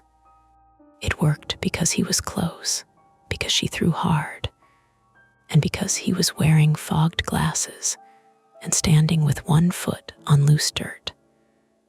The radio struck his cheek or mask with a plastic crack. He jerked back. The rifle dipped. Owen lunged for the Pulaski. The man fired. The shot hit the rock wall beside Owen, sparks and stone chips bursting outward. Owen screamed and fell, clutching his forearm. Blood ran immediately between his fingers. Lee climbed the drainage wall toward the shooter with no weapon at all. "Lee," I shouted. She grabbed the rifle barrel with both hands and shoved it upward as he tried to bring it down. The next shot went into branches overhead. The sound inside the drainage was enormous. Patrick tried to crawl away and collapsed. I grabbed the Pulaski. It was heavier than I expected. Awkward. Owen's blood was on the handle. Lee and the man struggled on the rim, both half hidden by smoke. He was stronger than he looked, or desperate enough that strength stopped mattering. He drove a knee into Lee's stomach. She folded, but did not let go. He hit her with his elbow. Once, twice. The second blow made a wet sound against her mouth. I climbed. My boots slipped on dry dirt. Heat pressed against my left side. Smoke turned every breath into sandpaper. The man wrenched the rifle free enough to aim down at Lee. I swung the Pulaski at his hands, not his head. Not because I was noble, because his hands were the only target I could see. The flat adze struck his wrist, and the rifle dropped. He screamed. Lee drove her shoulder into his knees. They went down together on the rim, rolling toward the burning brush. The rifle slid into the drainage and landed near Patrick. For 1 second, everything narrowed to that rifle. Patrick saw it too. His hand twitched toward it without comprehension. I kicked it away as hard as I could. It skidded under a tangle of roots. The man punched Lee in the side and scrambled after it. Owen, bleeding and pale, hooked his good arm around the rifle sling and dragged it toward him. The man came down the drainage wall in a slide of dirt and needles, reaching for Owen. I still had the Pulaski. I lifted it again, but my arms were shaking too badly to swing. Lee hit him from behind with a rock. A fist-sized rock, gray, ordinary. She brought it down on the back of his shoulder, not his skull, and he dropped to one knee with a grunt. He turned on her, and she hit him again in the collarbone. He howled, grabbed her jacket, and they both fell into the bottom of the drainage. The fire reached the trees above us with a sound like 1,000 sheets of paper being torn at once. "Move," Lee shouted, but it came out slurred. The man was trying to stand. I did the only thing I could think of. I yanked the evidence bag from Lee's chest pocket, the photograph still inside, and held it up where he could see it. "You wanted this," I yelled. His head snapped toward me. "You wanted to know what I saw." Mara, Lee warned. But he looked. He couldn't help it. I backed downhill, waving the bag. "Come get it." His face behind the respirator changed. Not much, enough. He came at me. I ran. Not far, I couldn't. The drainage twisted below us around a boulder and dropped 6 feet into a narrow chute slick with mud. I had seen that cut from above 100 times, a dark crease feeding the creek, and I knew if I could get past it, he would have to slow. I slid instead. My right foot hit wet rock and went out from under me. I dropped hard, pain bursting up my hip, and slid down the chute on my side. The evidence bag flew from my hand. The man followed too fast. He hit the same rock, slipped, and came down badly. His boot caught between 2 roots at the edge of the chute. His body kept going. The sound his ankle made was small. A pop. Then he screamed like an animal. He landed halfway down the chute, twisted, trapped by his own leg. The respirator had come loose. He was younger than I expected, maybe late 30s, with a patchy beard and eyes wide with pain and smoke. Lee appeared above with the rifle in both hands, barrel pointed at the ground, but controlled. Owen had one arm wrapped in a bandage made from his own torn sleeve. Patrick was on his knees, barely conscious, leaning against Owen's leg. "Don't move," Lee said to the man. He laughed, then coughed, then groaned. "Fire'll take all of it." "What?" Lee said. "My place." I saw it then through the smoke below the chute. Not just forest. A tarp edge, camouflage netting, a black plastic storage tote, a small illegal camp tucked into the drainage where no one from the tower could quite see it unless they caught movement between trees. Trail cameras strapped to trunks, a solar panel, fuel cans. One fuel can lay on its side near a ring of stones, flames licking through grass toward it. "Oh, God," Owen said. Lee looked at the fuel, the fire, the trapped man, and Patrick. The conflict resolved itself in the cruelest practical terms. We could not arrest him cleanly. We could not save his camp. We could not carry everyone. But we could stop him from shooting us, get Patrick moving, and get below the fuel before it went. Lee tossed the rifle into a wet pocket under the chute, out of reach. "Mara, Patrick, Owen, move." "What about him?" Owen said. Lee looked at the trapped man. Blood and dirt streaked her mouth. "Can you crawl?" He spat at her. It landed short. That was his answer. Lee's face moved once, like something inside her had torn. Then she grabbed his jacket with both hands and dragged him 3 feet down the chute, enough to free his trapped boot, but not enough to make him stand. He screamed and clawed at the mud. "You want to live," she said, breathless. "Crawl downhill." Then she let go. We moved. Patrick was heavier now, or I was weaker.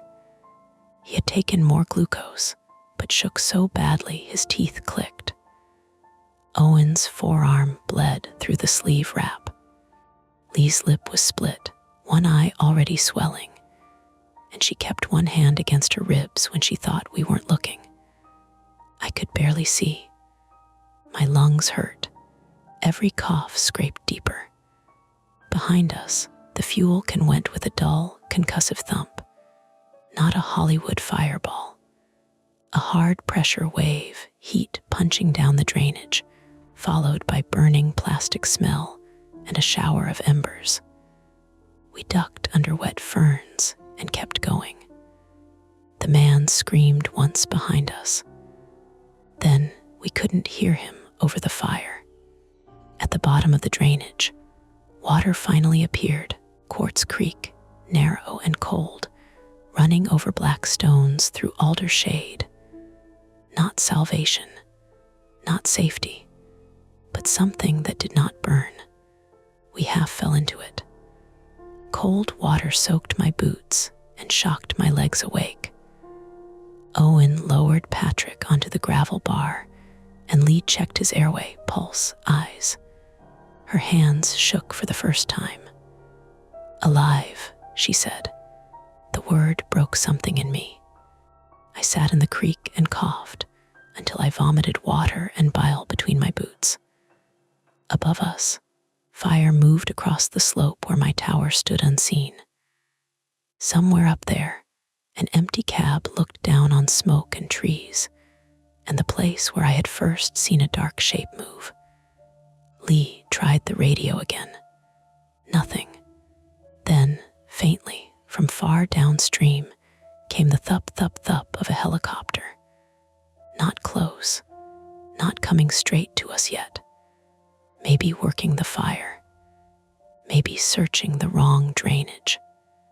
Maybe just another machine in a sky full of smoke. Lee looked at me, Patrick, Owen, then uphill, where the armed man's camp burned itself into evidence and ash. "It's done," Owen said, voice trembling. Lee wiped blood from her mouth with the back of her hand. "No," she said, "but he's not hunting us anymore." None of us argued. That was the victory we had. Small, ugly, paid for. Above the creek, something moved between the trees one last time. A dark shape, low and limping, dragging itself away from the fire. Human, explainable. Still, none of us called out. The helicopter did not find us first. That part matters, because in my memory the sound of it becomes so large that it feels like rescue must have dropped from the smoke immediately, bright and official and merciful. It didn't. The helicopter passed north of us twice, then faded behind the ridge, its blades beating the air somewhere we could not see. We're still on the gravel bar beside Quartz Creek, wet to the knees, coughing, trying to make one orange emergency blanket look like shelter for 4 people. Lee kept saying, "Stay low, breathe through cloth, don't bunch up." Her mouth was swollen on one side. Blood had dried black in the crease below her lower lip. Every few minutes she would put a hand to her ribs, not dramatically, just 2 fingers pressed there while she turned away, as if hiding pain from us could make her better at being in charge. Patrick Bell lay on his side with his knees drawn up, shivering so violently the stones under him clicked. He had swallowed more glucose gel after we reached the creek, then vomited some of it back up. Lee made him take tiny sips of water. Owen held the bottle because Patrick's hands shook too badly. Owen's forearm had stopped bleeding in a steady way, which was the best we could say about it.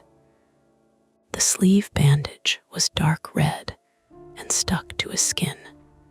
He had little wood and stone fragments in his cheek from the gunshot that hit the log, and every time he blinked, One eye watered. I was useful for about 5 minutes. Then I tried to stand so I could climb the bank and look for a better radio angle. My legs folded under me before I got all the way upright. No graceful fainting. No black curtain. Just my knees deciding they had done enough. I landed hard on the creek stones and barked out a laugh that turned into coughing. Lee looked at me. "Stay down, Mara. I'm fine. You're gray. That's just my personality." Owen made a weak sound that might have been a laugh if none of us had been bleeding. Lee took my handheld radio, wiped mud off the speaker grill with the hem of her shirt, and climbed 3 steps up the bank before she had to stop and lean against an alder. I watched her shoulders rise and fall. Then she keyed the mic. Crescent, Grant, static. She turned a few degrees. Crescent, Grant. 4 subjects at Quartz Creek, drainage north of Quartz Ridge. Medical needed. Fire between us and tower. Armed suspect injured, last seen uphill in drainage. Do you copy? A long hiss. Then Evan's voice came through, broken but real. Grant, Crescent, copy 4 subjects, repeat location. Lee closed her eyes for 1 second. I didn't realize I had started crying until the smoke made the tears sting. She repeated the location as best she could, using the creek, the old dozer line, and the drainage we had followed. Evan asked for injuries.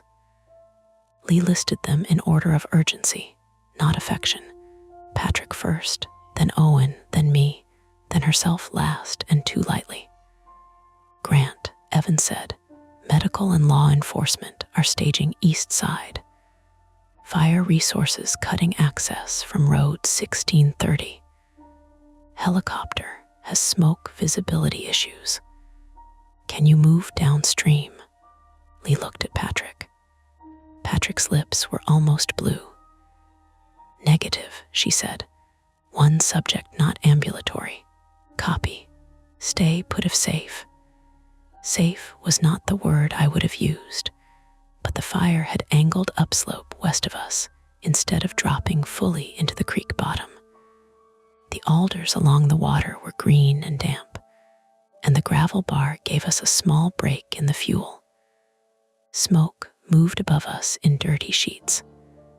Embers landed in the creek and died with tiny sounds. For almost 40 minutes, that was our world. Water over stones. Patrick's teeth clicking. Owen whispering, "Sorry, sorry," every time his wounded arm brushed someone. Lee answering radio bursts. Me staring uphill into the trees, waiting for a dark shape to appear between them. No one said the man's name because we did not know it yet. The first people to reach us were not deputies. They were a Forest Service engine crew coming down from the east with hard hats, yellow shirts, and faces streaked with soot. 2 of them carried a medical pack and a folding litter. One was a woman named Rosa, whom I had met at a district barbecue and once discussed potato salad with for too long because neither of us wanted to mingle. She took 1 look at us and said, "Jesus, Lee." Lee said, "Bell first." That was Lee. The rescue became strangely ordinary after that. Not easy, ordinary. Gloves snapped. Radios clicked. Someone checked Patrick's blood sugar and said a number sharply enough that I knew it was bad without understanding it. Someone put oxygen on him. Someone wrapped Owen's arm properly and told him not to look at it, which of course made him look. Someone asked me my name, the date, where I was, whether I had lost consciousness. I answered all of it correctly and still felt like I was lying. Deputies arrived next, 2 of them, breathing hard from the hike and visibly unhappy about being in a burning forest with reports of a rifleman. They carried sidearms and long guns and spoke in low voices with Lee before one of them moved uphill with 2 firefighters to secure the drainage. Secure, in that situation, meant walk toward the place where we had last heard a man scream. I did not envy them. They found him 26 minutes later, alive. That surprised me. His name was Caleb Rusk, 39, male, from La Pine, Oregon. I learned that later. In the creek bed, all we heard was one deputy's radio voice saying, "Suspect located, injured, conscious, no firearm in hand," followed by a request for another litter. His ankle was broken. His wrist was fractured. He had burns on his neck and one hand, smoke inhalation, and a collarbone injury Lee had probably given him with the rock. The rifle was found where Owen had dragged it, wedged under roots in the wet pocket near the chute. Loaded, mud in the barrel, 1 round chambered. That made Owen sit down very quietly when the deputy told Lee. The camp burned unevenly. Some of it was gone by the time firefighters got water on the edges and scraped a rough line through the drainage. Not enough to erase it, not enough to make it harmless. Deputies and federal officers later recovered trail cameras, memory cards, a solar charger, fuel cans, food tubs, 2 illegal marijuana grow plots tucked lower in the drainage, and a plastic bin with printed photographs of the tower, the road, Lee's truck from earlier patrols, and me on the catwalk in different shirts on different days. I was told this in a conference room 3 days later by a county detective who kept her voice gentle and her folder closed unless she needed to show me something. Her name was Detective Anna Keller, 36, female, from Eugene originally, with tired eyes and a careful way of sliding photographs across tables so I could choose whether to touch them. She explained that Rusk had been living part-time in the drainage for most of the summer, tending the grow and watching the ridge road. He had seen my tower as a threat. He had also, in a way that made perfect sense only to him, decided that I was not merely reporting smoke or vehicle dust. I was watching him personally, studying him, waiting. Patrick had stumbled into the outer edge of the camp while trying to cut across to Quartz Creek after losing the main trail. He had taken photos, maybe without understanding what he had found. Rusk caught him, took his pack and jacket, and used his phone after forcing him to unlock it. The staged audio had been clipped from Patrick's own panicked calls, while Rusk moved him from one place to another. Was he going to kill him? I asked Detective Keller. She did not answer quickly. Finally, she said, "We believe Mr. Bell was in imminent danger." That was the official version of yes. Patrick survived. He spent 2 nights in the hospital in Bend for hypoglycemia, dehydration, smoke inhalation, and bruised ribs from being dragged and handled. His sister arrived before midnight the day of the rescue and slapped him hard on the shoulder when he cried, then hugged him so carefully she looked like she was carrying glass. Owen needed 12 stitches in his forearm and had small fragments removed from his cheek. His hip was only badly bruised, though though he walked like an old man for a week and joked about it until Lee told him jokes were not a personality. Lee had 2 cracked ribs, a split lip, and a purple bruise along her jaw that changed color every day like weather. She filed reports from a hospital bed with a portable keyboard balanced on her knees until a nurse threatened to confiscate it. I had smoke exposure, a scraped arm, bruised hip, and nothing anyone could fix with a bandage.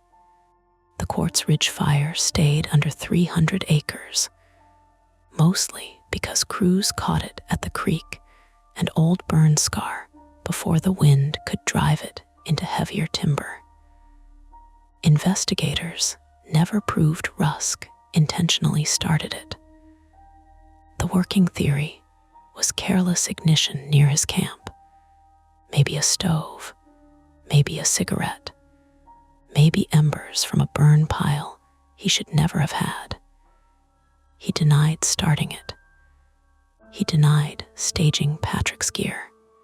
He denied shooting at us until they showed him the rifle, the casings, the phone, the photographs, and his own trail camera footage of himself moving through the trees.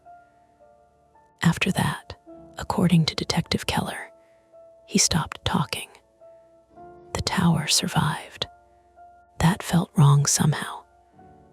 I expected to see it blackened, broken, punished for watching and not understanding.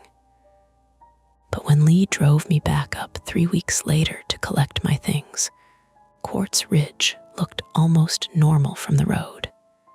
The fire had curled below the north slope and left the tower standing above a patchwork of scorched brush, yellow grass, and green timber. The cab windows flashed in the sun. The stairs still climbed toward them in neat switchbacks. Lee parked at the turnout and shut off the engine. Neither of us moved right away. Her lip had healed, but one corner still pulled when she spoke. "You don't have to go up. I know. Someone else can pack your stuff. I know." The truck ticked as it cooled. I opened the door. The air smelled different after fire. Bitter mineral damp where crews had soaked the ground, with that old fireplace smell caught in the dirt. Under it, the ponderosas still gave off warm resin when the sun hit them. That seemed unfair and comforting at the same time. I climbed slowly. Lee came behind me, but did not crowd. Inside the cab, everything was exactly and not at all as I had left it.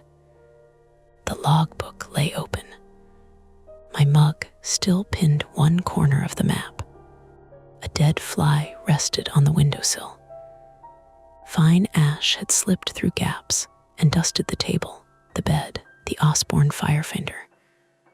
When I touched the firefinder's brass sighting vane, my finger came away gray. Lee stood in the doorway. "You okay?" "No." "Good answer." I laughed once. Then I heard it tick. Under the floorboards, I stopped. Lee saw me go still. "What?" I held up a hand. Tick. The same dry tap. The same small sound that had made me crouch in the tower before all of it. Lee stepped inside fully and looked down. "It did that before," I said. "When?" "The day we went down. I thought it was nothing." She crouched, careful with her ribs, and shone a flashlight through the gap between planks. Probably loose debris. I knew that. I wanted it to be that. We went below the tower together. Lee used a screwdriver from the truck kit to pry loose a narrow strip of warped wood under the cab where the floor joists met the outer frame. Something white fluttered out and landed on the dry grass. Not a hand, not a message, a strip of photo paper, sun-bleached, water-warped, tapping against the underside whenever the wind shifted. Lee put on gloves before picking it up. Most of the image was ruined, the ink blurred to gray. But one corner remained clear enough to show my tower from below, taken through branches. On the back, the marker had run until the letters looked like bruises. Only 2 words were readable. Still looking. Lee said nothing for a long time. It could have been there before, I said. Yes. Russ could have tucked it there. Yes, before the fire. Yes, her answers were careful. Not comforting, careful. She bagged it and labeled it. Procedure again. A way to hold the world by its edges. Rusk was in custody by then. He had been since the day at the creek. He could not have put it there after. That did not make it impossible. It made it old. It made it overlooked. It made it another piece of the same ugly puzzle we had simply not found until the tower breathed the right way.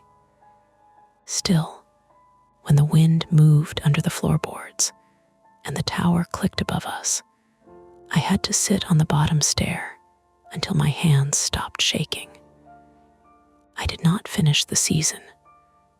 Nobody argued. The official paperwork called it medical leave first, then administrative reassignment, then seasonal end. Evans sent me one email that said, "No need to reply. Just wanted you to know your 1100 weather reports are still bad."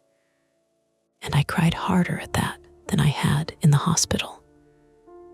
Owen flew back to England in November after sending a photo of his stitched forearm with the subject line, "American Souvenir."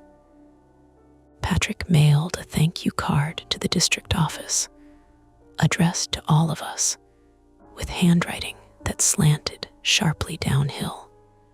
Lee came by my apartment in Bend once with soup I did not ask for, and a stack of incident forms I did not want to read.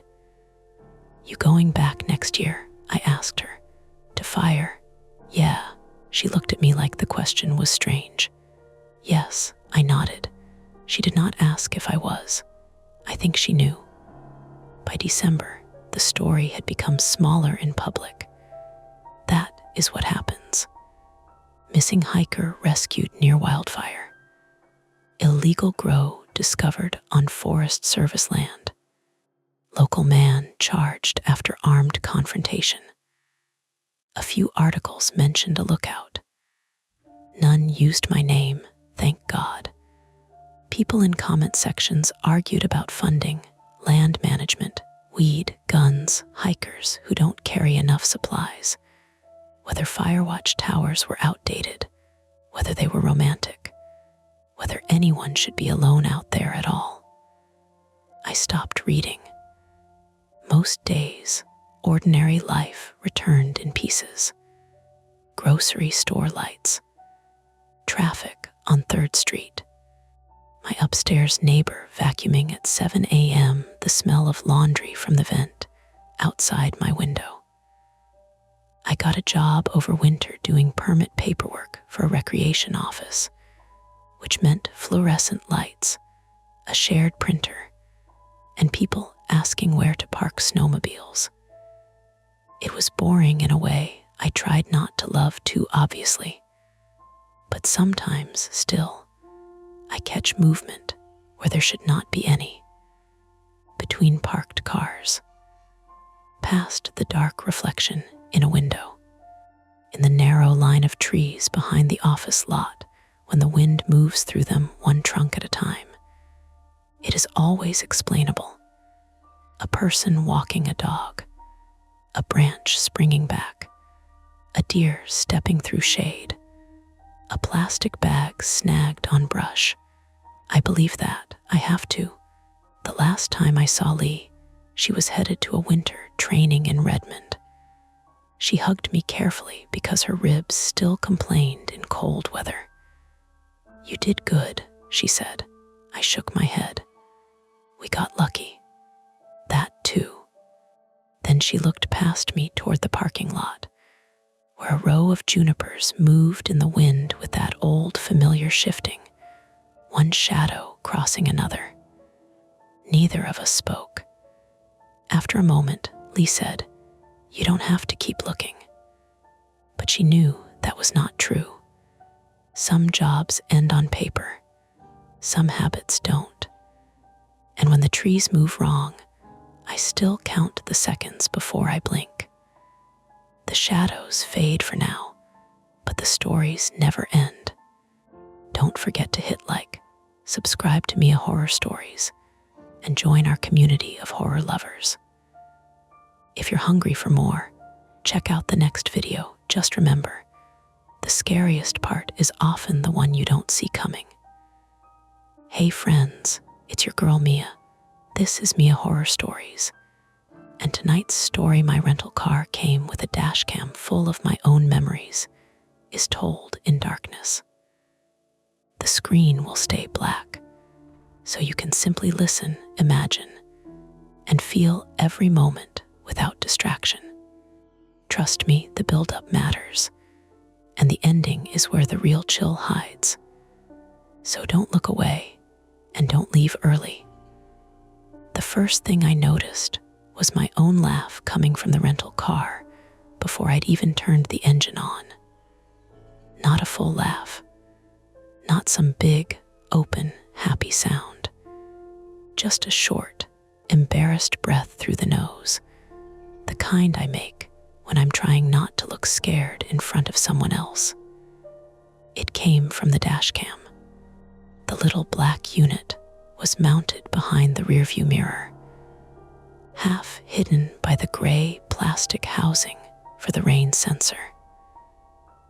Its screen was no bigger than a credit card, glowing faintly blue in the dim concrete bay of the rental garage at Portland International Jetport. The car itself, a white 2022 Toyota Camry with New Hampshire plates and a pine-scented air freshener clipped to the vent, was otherwise exactly the kind of bland, dent-free vehicle you hope for when you're too tired to argue at the counter. The sound was small enough that I almost pretended I hadn't heard it. Then the dash cam clicked.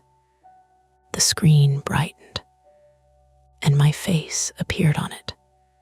My name is Mara Whitcomb. I'm 31, female, from Providence, Rhode Island, and I had flown into Maine because my father had broken his hip in a fall that he insisted was nothing dramatic. That was how he handled everything now. Bills, pain, bad weather, grief. Nothing dramatic. I worked as an insurance claims adjuster, which meant I spent my days reading reports written by people who had survived awful seconds of their lives and were then expected to explain those seconds in neat boxes. Weather conditions, road surface, approximate speed, contributing factors. I was good at boxes. I liked them.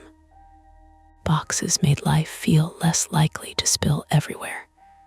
The problem was, I had not been in this rental car before. I had not been in Maine for almost 8 years. And on the dash cam screen, there I was, sitting in the driver's seat of the same white Camry, wearing the same navy wool coat I had on now, whispering something I couldn't hear over the crackle of recorded road noise. For a few seconds, I did nothing. A shuttle bus groaned somewhere behind me. Its brakes hissed. A family rolled past with hard shell suitcases that clacked over the seams in the concrete, the father saying, "No, gate check means they take it at the plane, bud," while a small boy dragged a stuffed whale by one fin. Normal sounds, travel sounds, the real world doing what it was supposed to do. The dash cam kept playing. My recorded hands tightened on the steering wheel. My real hands were still holding the rental agreement. I reached up and jabbed the power button. The screen went black. "Absolutely not," I said. My voice came out flatter than I meant it to. I had been awake since 4 that morning, had spent the flight wedged beside a man who ate pistachios one at a time and sighed after each one, and had stood 22 minutes in line at Pine Tree Auto Rental, while one clerk explained fuel policy to 3 different people with the patience of someone who had already lost her soul before lunch. I told myself that exhaustion could make anything feel personal. A dash cam recording could have been left by a previous renter. The woman could have looked like me. Same haircut, same coat, same general shape. People overestimated the uniqueness of their own faces. I knew that from claim photos, witness statements, security footage that turned everyone into pale smudges under fluorescent light. Still, my thumb had found the raised crescent scar near my left knuckle before I realized I was rubbing it. On the screen, the recorded driver had had that scar too. I stepped back from the open door and looked across the garage aisle at the rental kiosk. Inside the glass booth sat Denise Carter, 46, female, from South Portland, Maine, the woman who had handed me the keys. Denise had sharp red reading glasses on a chain, a silver bob tucked behind one ear, and the kind of practiced cheer that turned brittle whenever someone said the word upgrade. She was eating something from a paper sleeve and typing with one finger, her badge swinging forward each time she leaned toward the monitor. I shut the Camry's door too hard. The clap bounced off the garage ceiling. Denise looked up. I walked back with the agreement crinkling in my fist. "Hi," I said through the little slot in the glass. "Sorry, this car has a dash cam." Denise swallowed. "A what?" "A dash cam mounted near the mirror." She wiped her fingers on a napkin. "We don't install dash cams in standard rentals." "Well, this one has one." That made her pause. Not much, just enough. Her eyes moved from me to the key tag and back. "Which space?" "B17. She typed something. The keyboard made soft plastic ticks. "White Camry." "Yes. That vehicle came in last night from Manchester. Cleaned this morning. No device noted. It's there. Sometimes people leave GPS units or phone mounts. We can remove it. It's not just mounted. It turned on."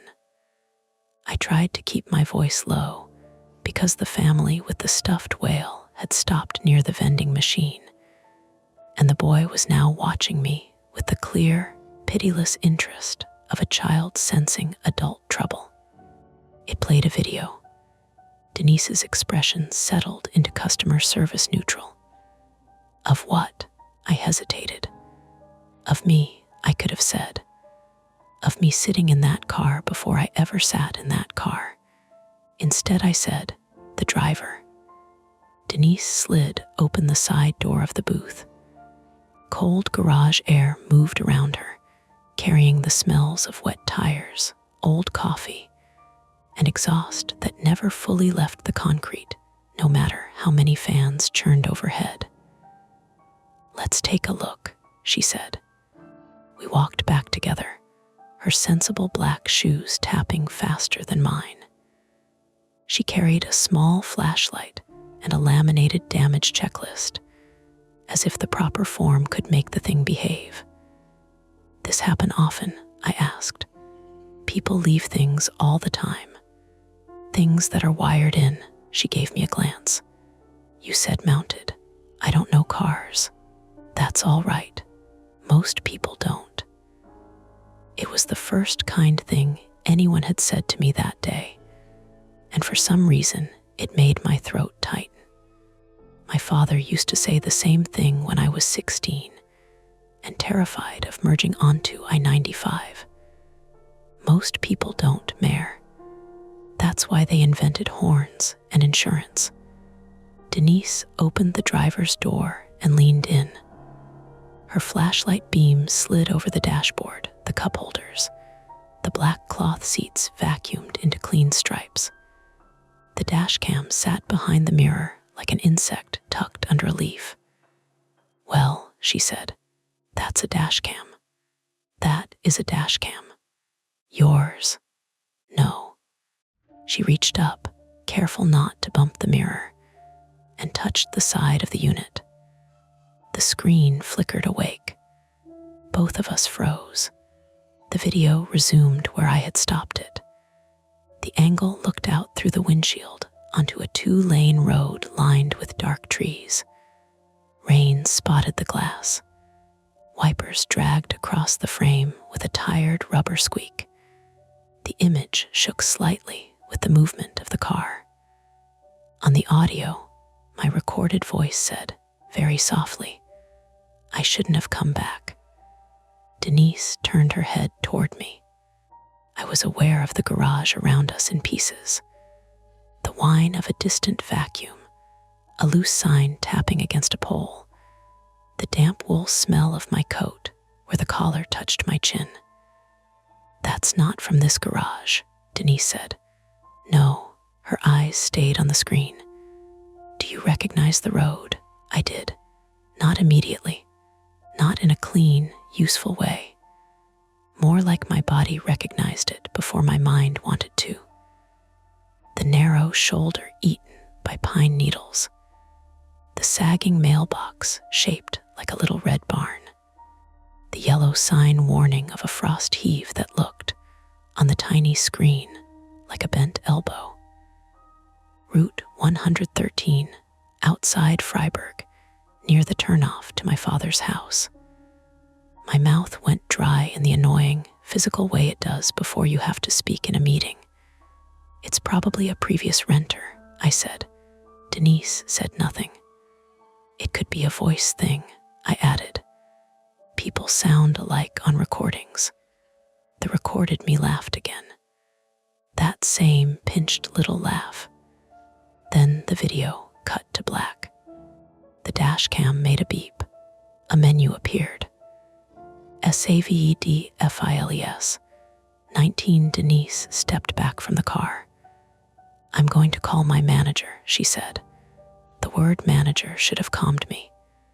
It belonged to the normal chain of escalation. Clerk, manager, incident report, replacement vehicle. A neat stack of solutions. Instead, I found myself looking at the dash cam's reflection in the windshield. It made 2 tiny screens, one real and one ghosted by the glass.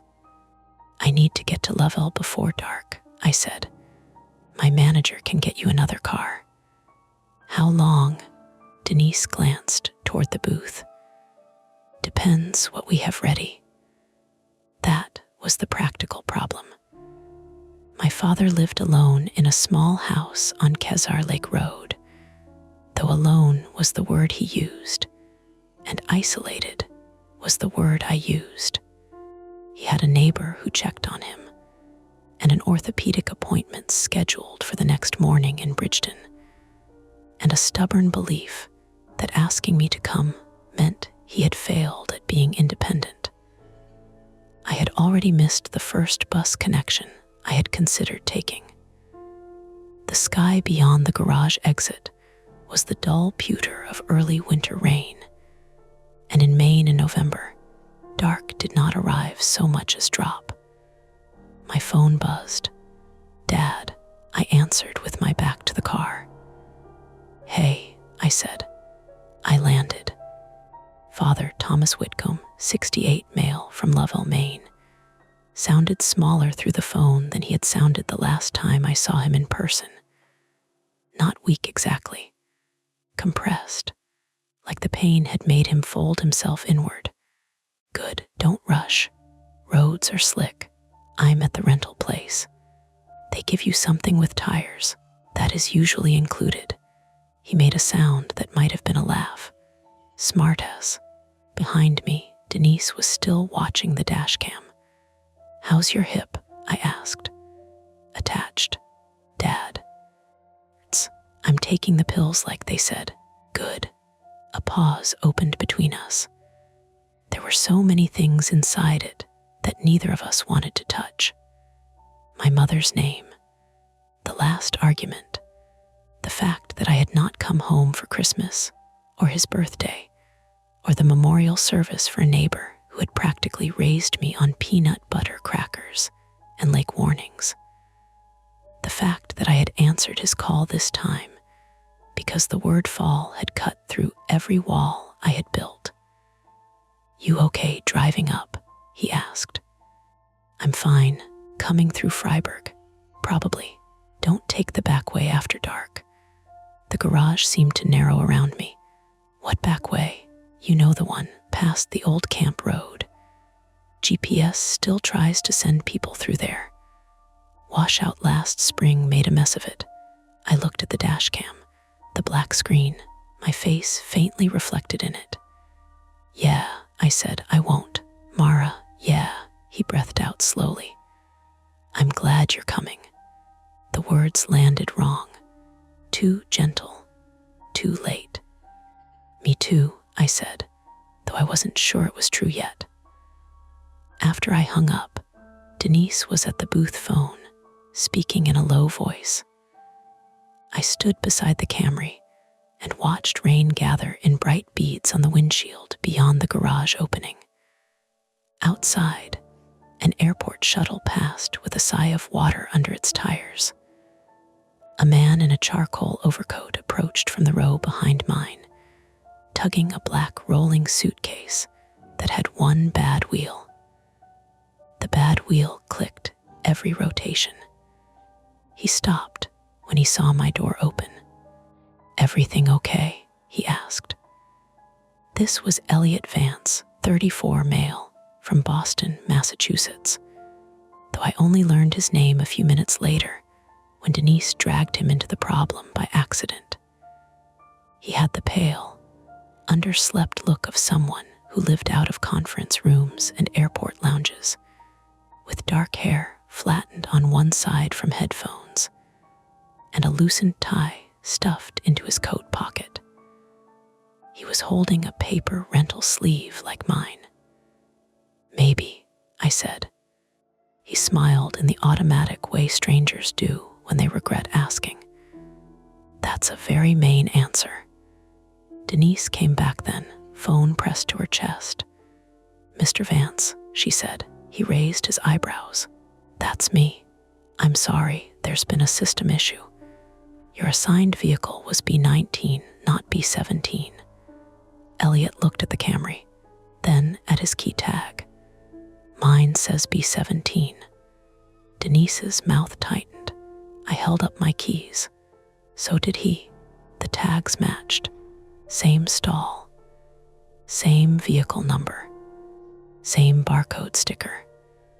For a second, the three of us just stood there, holding duplicate keys to a car that apparently should not have had a dash cam, and had somehow played a recording of me on a road I had not yet driven that day. The normal explanation shifted, but did not disappear. System mix-up. Previous renter. Data not wiped. Someone with my coat. Someone with my voice. The world is full of coincidences when you force it to be. Elliot leaned slightly into the car and noticed the device. Is that allowed? He asked. No, Denise and I said together. The dash cam beeped again. None of us had touched it. The screen lit. This time, it showed the interior of a house. Not clearly. The camera had been removed from the mount or turned by hand. The image tilted sideways, catching a strip of braided rug, a wood stove with ash dust around its feet, a stack of newspapers tied with twine, and the lower half of a person standing near a kitchen table. A man's hand rested on a cane, my father's cane, the one with black athletic tape wrapped around the handle because he hated buying anything new. My knees unlocked in a way I didn't like. "What the hell is that?" Elliot said quietly. On the recording, my own voice whispered, "Don't tell him you saw it." Then a loud knock sounded through the dashcam speaker. Not from the garage, from inside the recording. 3 hard hits, close enough to make the tiny speaker buzz. Denise reached in and pressed the power button until the screen died. Her hand was shaking now, not dramatically, just enough that the beam from her flashlight wobbled across the floor mat. "I can get you another vehicle," she said, "right now. We'll quarantine this one." "Quarantine," Elliot repeated. "For a car, for the device." Denise looked at me. "You should not drive it. That should have been the end of it." A sane person would have handed over the keys, taken a gray Corolla or a red RAV4, and driven north with the radio loud enough to drown out the memory of her own recorded voice. A sane person would have called the police from the rental office, filed a report about a possible privacy violation, and let someone with gloves and a chain of custody bag remove the dashcam. I was very good at knowing what sane people should do. I was less good at doing it when my father's house appeared on a camera that should never have been there. "Can I see the file list?" I asked. Denise shook her head. "Ma'am, I really don't think it has my father's house on it." Her expression changed, not enough to become personal, but enough to stop being policy. Elliot shifted his weight. The bad suitcase wheel clicked once, settling. "Maybe call your dad," he said. I just did. "Then call the cops." "And say what?" "Rental dashcam has weird footage on it." "Say it has footage from inside your father's home." He was right. I hated that. But I could already hear the dispatcher asking how I knew it was current, whether anything was actively happening, whether my father was in immediate danger. I could hear myself giving careful answers that made the situation sound less frightening than it felt because I did not want to sound unstable. Denise said, "My manager is 5 minutes away." 5 minutes. Then explanations. Forms, waiting. Another car cleaned and brought up. The device removed. Maybe police. Maybe not. Another call to Dad where I asked too many questions and made him defensive. Another 40 minutes gone. The rain outside thickened. Tires hissed through puddles at the garage entrance. I looked at the Camry, at the blank dash cam, at the duplicate key in Elliot's hand. My everyday motive had been simple when I woke up. Get to Maine, drive my father to the doctor, prove I could show up without reopening the whole rotten history between us. My private fear, the one I never said out loud, was simpler and uglier. I was afraid that when someone finally needed me, I would hesitate long enough for it to matter. Denise held out her palm. "Keys," she said gently. Behind her, the shuttle brakes sighed again. Elliot watched me with a stranger's concern, which somehow made the choice feel worse. There was no reason for him to be involved. No reason for Denise to have to manage anything beyond a bad rental assignment. No reason for my father's cane to be in a video, saved on a device screwed to a car I had just unlocked. I placed the keys in Denise's hand. Then I said, "I want to copy the files before you take it." Denise closed her fingers around the keys. "I can't authorize that." "I'm not asking you to authorize it." Elliot let out a low breath. "That sounds like the beginning of a bad idea." "It probably is." The dash cam beeped once more, dark screen still facing us. A tiny red recording light blinked near its corner. On, off, on. Denise looked at it, then at me. Outside, the sky had gone from gray to something closer to metal, and the road north was waiting. The choice sat between us in the cold garage air. Walk away and let the proper people handle it, or break one small rule now, because the footage had already broken something larger. I reached for my phone cable, and nobody stopped me. The first problem was that the dash cam didn't want to talk to my phone. That sounds too ordinary for how it felt. Too clean. 3 of us standing in a rental garage with rain ticking against the open mouth of the building. The air wet and gray and smelling like brake dust, and the whole thing reduced to incompatible ports. My phone cable was USB. See, the dash cam had a tiny rubber flap on its side, and under that flap was a micro USB slot so old and narrow, it looked almost smug. "Of course," I said. Elliot leaned in over my shoulder. "You need a different cable." "I can see that." I'm not criticizing. I'm just narrating the disaster. Denise Carter had both keys in one hand now and her phone in the other, her thumb hovering over the screen like she was deciding whether to call her manager again or call someone with a badge. Her face had gone from customer service, calm, to the tight expression of a woman counting liabilities in her head. "We're done," she said. "I'm sorry, but that's it. Nobody touches the device until my manager gets here." "Your manager is 5 minutes away," I said. "Was 5 minutes away 6 minutes ago." "Exactly." Denise looked toward the garage entrance. A sheet of rain blew sideways under the concrete lip and pattered across the painted floor. "Traffic around the terminal is a mess.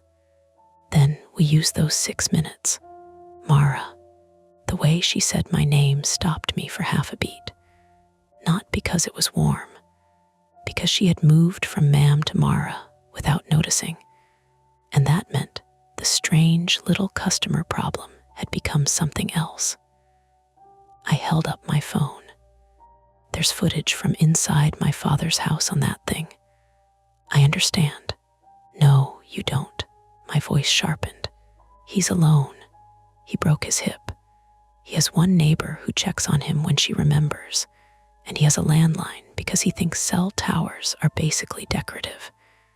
If someone has been inside his house, then call the police." "I will. Now. I need to know what I'm telling them." Elliot made a small sound. Not agreement exactly. More like he'd been trying to stay out of it and failed.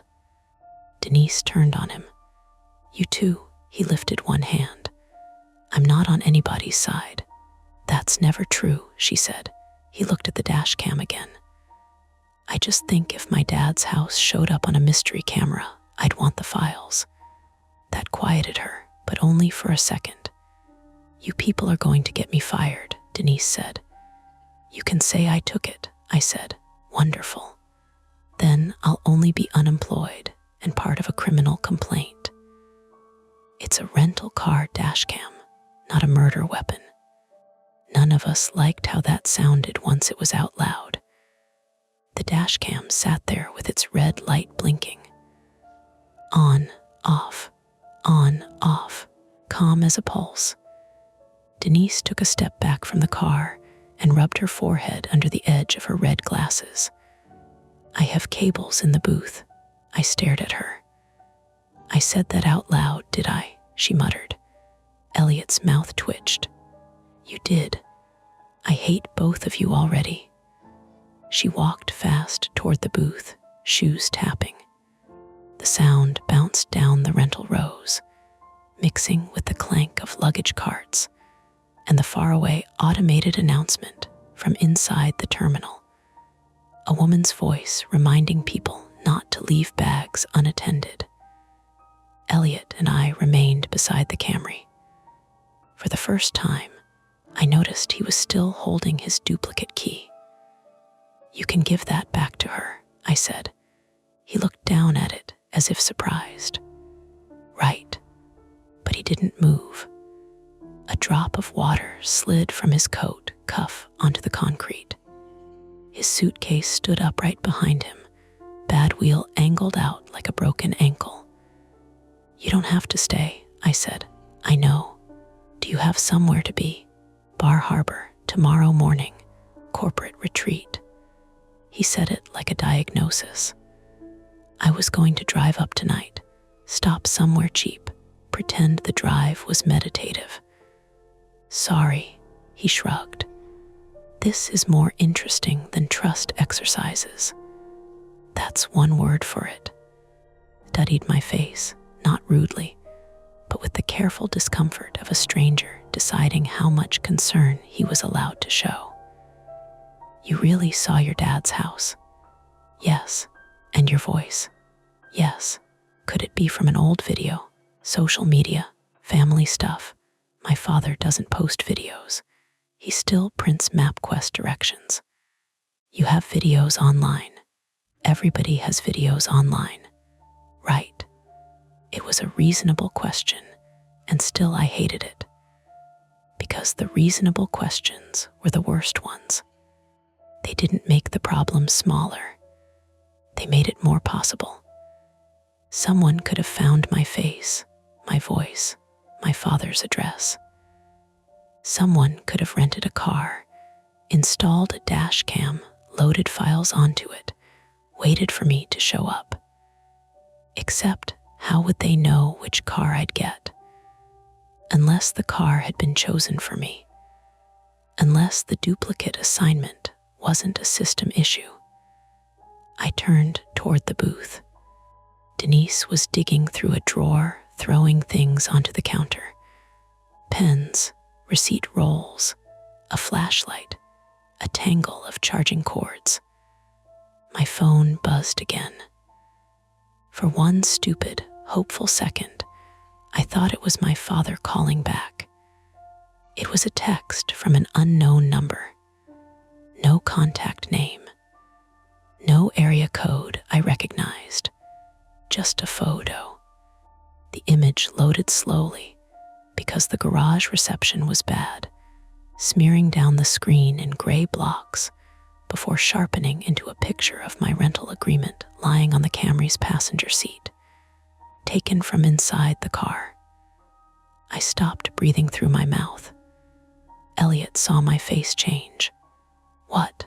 I turned the phone so he could see. He leaned close, and his expression flattened. When did you leave that there? He asked. I didn't. You had it in your hand. I still have it. I lifted the crinkled paper. Elliot looked from the paper in my hand to the picture on my phone. His lips parted slightly, then closed. The rental agreement in the photo had my name visible at the top. MARAWHITCUMB. Under it, in the remarks field where Denise had typed "Customer declined prepaid fuel," someone had written in black marker, "Take the Corolla." Denise came back with 3 cables looped around her fingers. What happened now? She said. I showed her the phone. Her face lost color in a plain, practical way. Not movie pale, just tired skin under fluorescent light going dull. That's not my handwriting, she said. I know. You don't know. I know because I watched you print the agreement, fold it, and hand it to me. There was nothing written on it, Denise swallowed. What number sent that? I showed her. She frowned. That's local. Local where? Maine 207. I pressed the number and called. It rang once. Then a recorded message said the number was not in service. I tried again. Same thing. Elliot said, spoofed. I looked at him. It's easy to fake caller ID. Texts too, sometimes. Apps, VoIP stuff. He seemed almost embarrassed to know this. I work in cybersecurity, adjacent compliance. Not as useful as it sounds. Denise held out the cables. Try this one. I took the micro USB with fingers that didn't feel quite connected to my hand. The first challenge became simple and ugly.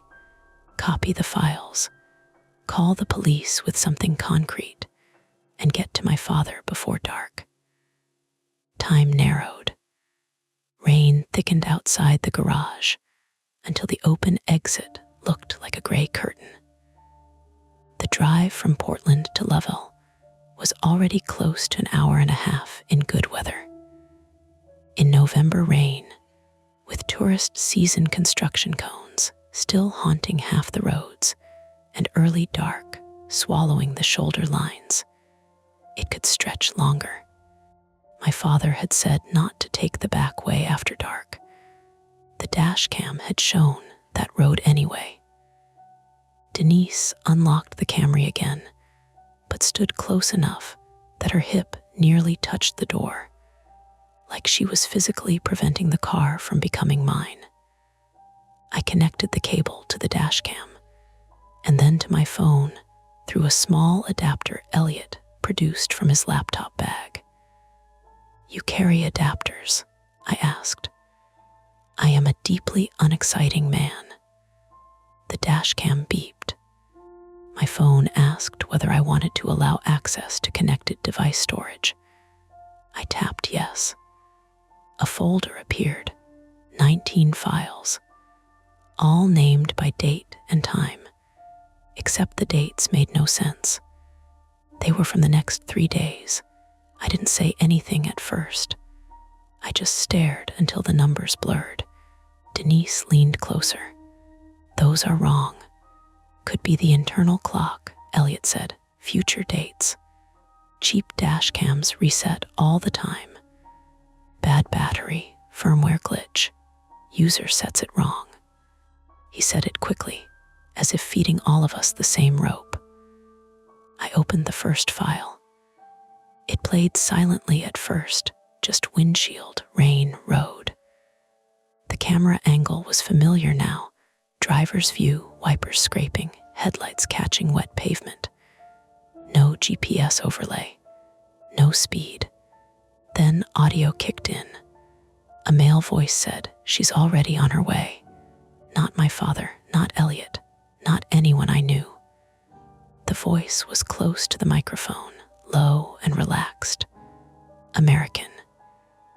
Maybe New England, maybe not. It had that flat confidence people use when they're sure nobody will challenge them. A second voice answered from farther away. Female, older. You don't know that. I know exactly what she does when she feels guilty. I stopped the video. The garage seemed louder afterward. Every tire hiss outside, every luggage wheel click, every muted announcement from the terminal felt too close. Denise whispered, call the police. This time, I didn't argue. I dialed 911. The dispatcher asked the nature of my emergency, and immediately, the whole thing began to collapse into words that sounded thin. My rental car has an unauthorized dash cam with footage of my father's house, I said. I just got a threatening text. I think someone may be watching him or trying to lure me somewhere. Are you in immediate danger? I don't know. Where are you located? I gave her the rental garage address. Denise supplied the exact rental agency name and stall number. Is the person who sent the message present? I don't know. Do you see anyone suspicious nearby? I looked around the garage. A couple arguing over trunk space. An older woman adjusting a rain bonnet. A man in a reflective vest pushing a line of carts. Cameras in black domes. Pillars with chipped paint. Too many cars. Too many windows. No. Is your father in immediate danger?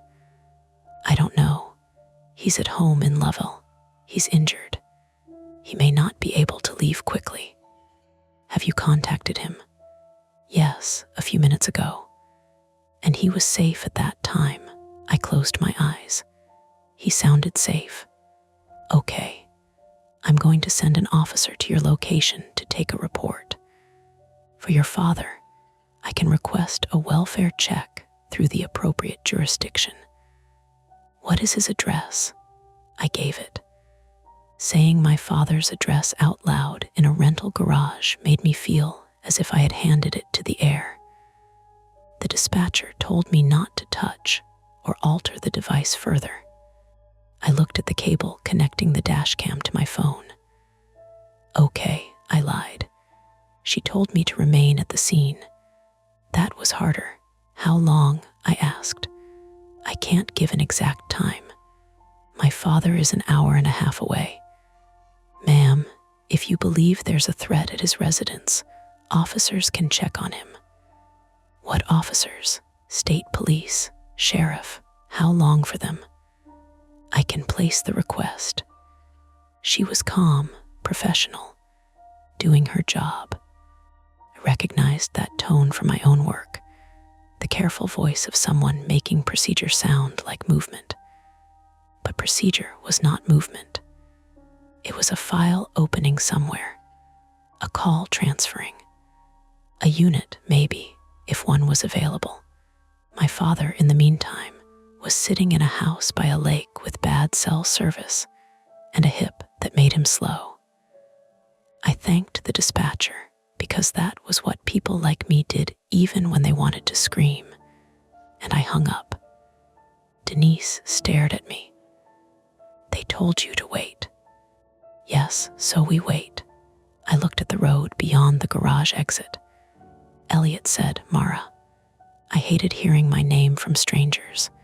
It made it sound like they had a right to stop me. You heard the video, I said. We heard two voices, he said. We don't know what it means. One of them knew I'd come because I felt guilty. Denise's eyes flicked down. That landed too close because it was true. Whoever had put this together had understood the shape of me. Not the public version. Not the adjuster with clean case notes and sensible shoes.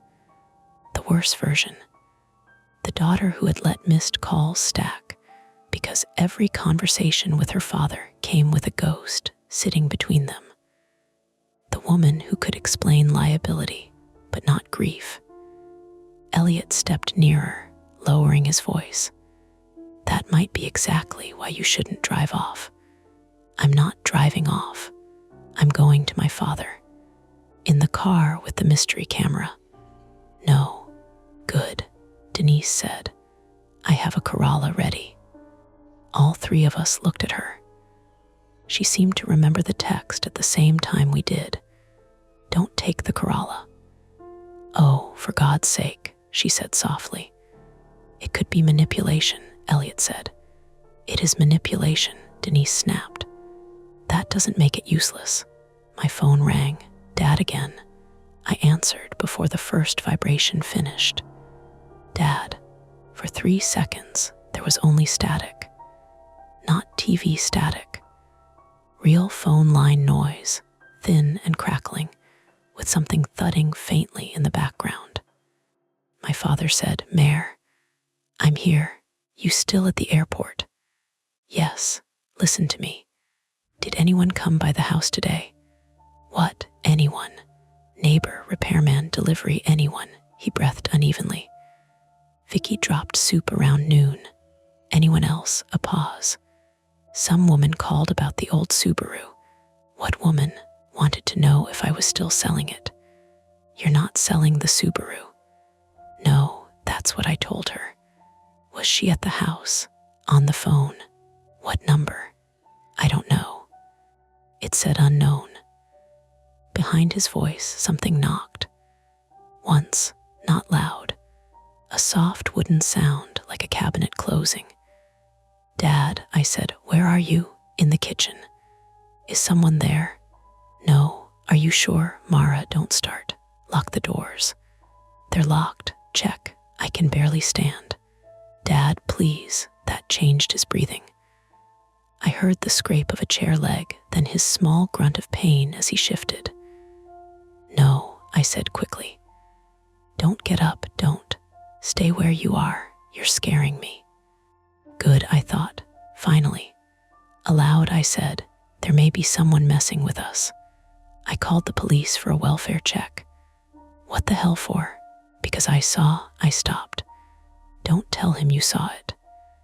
The phrase came back in my own recorded whisper, and for half a second it worked exactly the way it was supposed to. It made me hesitate. It made me manage him. It made me soften the truth until it was harmless, because that was my flaw too. Not just guilt, control. I wanted every bad thing packaged before I handed it to anyone else, especially him. Mara, he said. I saw footage from inside your house, I said, on a camera in my rental car. Silence. Then he said, very quietly, what part of the house? The kitchen. Wood stove, your cane. He didn't answer. Dad. Another sound came through the line. This one was not a cabinet. It was the faint, unmistakable double chirp of his front door sensor. I knew it because I had installed the cheap hardware store alarm for him after my mother died, back when I still believed devices could make loneliness safer. Door opened. Door closed. Dad, I said, get out of the kitchen. The call crackled, his breath hitched. Mayor, he whispered, someone just came in. Then the line went dead. For 1 second, nobody moved. Then all three of us did at once. Denise grabbed my arm. No, police now. I yanked free and hit redial. It failed. I called again. Nothing, straight to clicking tone, not voicemail. Landline trouble, maybe. Power flicker. A cut cord. A dropped handset. 1,000 reasonable possibilities, all of them bad. Elliot was already speaking into his phone. I'm calling 911 again. Tell them active entry, Denise said, her voice suddenly sharp and competent. Injured resident, possible intruder, phone disconnected. I opened the Camry door. Denise lunged for it. Mara, I need the files. No, you need to let police handle this. They're not there. They'll go. When? She had no answer. Elliot, phone at his ear, said, dispatcher says units are being notified. Notified, I repeated. He looked pained. Mara, give me your keys. Denise held both key rings against her chest. Absolutely not. I stared at her. She stared back. She was scared, but she was also a person with rules, a job, cameras watching her, a name on a shift report. I could see her calculating what would happen if she let a customer drive off in a quarantined vehicle connected to a possible crime. Then the lights in the garage flickered. Once, twice. The overhead fluorescence buzzed louder, dimmed, and came back weaker. Somewhere near the exit, a payment gate dropped with a mechanical thunk. A car horn blared. A man shouted. Denise turned toward the booth. The computer monitors inside went dark. Power surge, she said. The garage emergency lights clicked on, pale yellow along the walls. Rain blew farther into the entrance now, speckling the floor around the Camry's tires. Elliot lowered his phone. My call dropped. So did mine. No bars. The terminal's background noise shifted into confusion. Announcements cutting off mid-sentence. People complaining. The high beep of some backup systems starting and failing. A generator kicked somewhere deep in the building, coughed, caught, and became a low diesel rumble under everything. Denise hurried to the booth and tried the door. The electronic lock blinked red. She swiped her badge. Red again. "You've got to be kidding me," she said. The keys were still in her hand.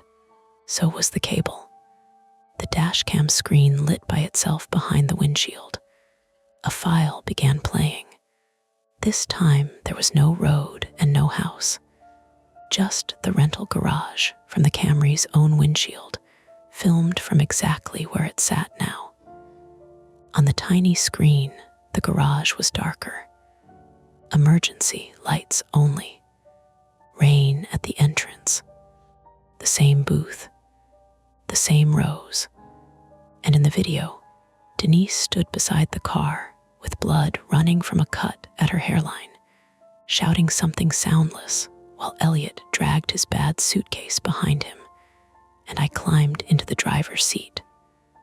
The timestamp in the corner was 15 minutes ahead. Then the footage jumped. A close-up of the passenger seat. The rental agreement. A man's hand placing a black marker beside it. The hand had a silver ring on the thumb and a healed burn scar across the wrist. The camera tilted as someone adjusted it. For half a second, his reflection appeared in the windshield. Not a face, just the lower half of a man standing behind the Camry in the garage, hood up, rainwater dripping from the edge of it. I spun around.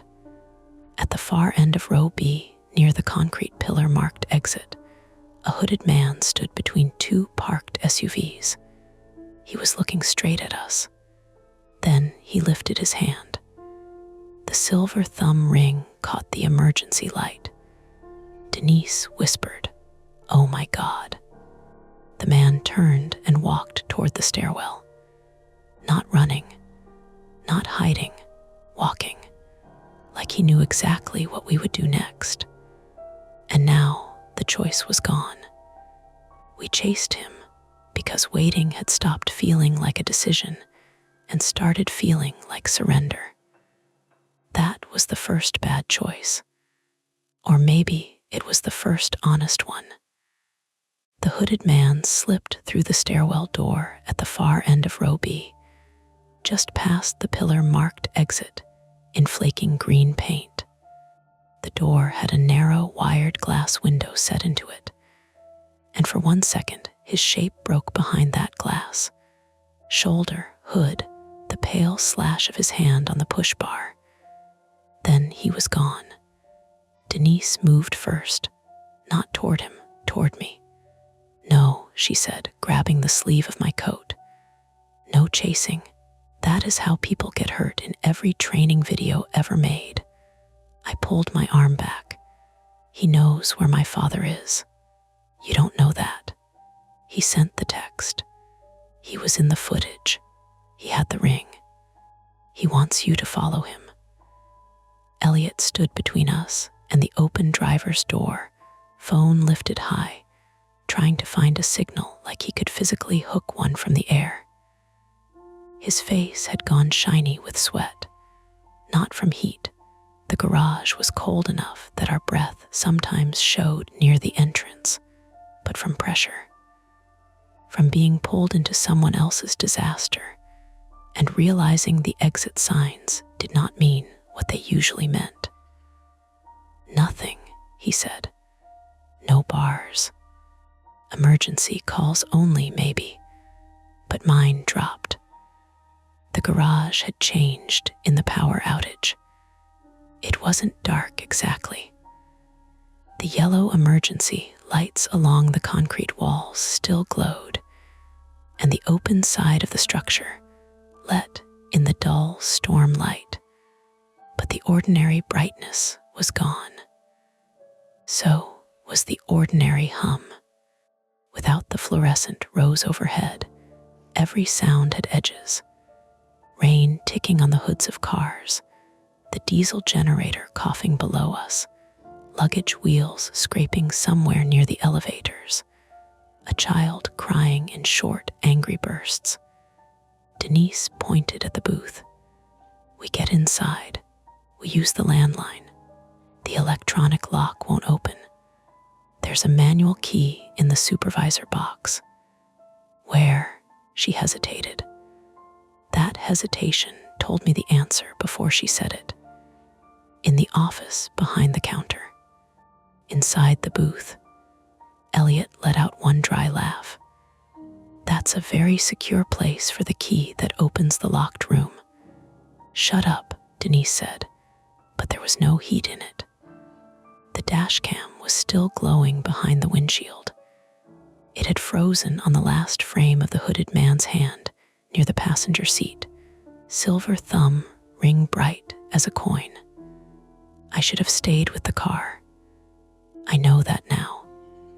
Evidence, chain of custody, police reports, all the language I trusted would have pointed me there. But then I thought of my father's chair scraping across the kitchen floor and the door sensor chirping twice. Open, closed. I thought of him trying to stand with one hand on the table and the other on the taped cane. I'm going after him, I said. Denise swore under her breath. Mara, I'm not asking you to come. Great, because I'm not. Elliot looked at the stairwell door, then at his suitcase. The one bad wheel sat cocked sideways. He seemed to consider it, as if the suitcase contained a version of him who had still been heading to Bar Harbor with a podcast and a company card. Then he shoved the suitcase between two parked SUVs. This is stupid, he said. Yes, I said. I want that stated before we do it. Denise stared at him. You too. I'm not chasing him, Elliot said. I'm keeping her from chasing him alone. That's chasing, he grimaced. Technically. Denise looked toward the booth again, then toward the stairwell, then at the two keys still clenched in her fist. Her jaw worked once, twice. If he goes down, she said, there's a service corridor under the garage. It comes out near baggage claim and the employee lot. If he knows the building, he can disappear. You know the layout? I asked. I've worked here 9 years. Then we need you. I hate that you're right. She grabbed a small orange flashlight from her belt clip, then shoved one set of Camry keys into my hand. Hold these, she said. Do not start that car. I almost smiled.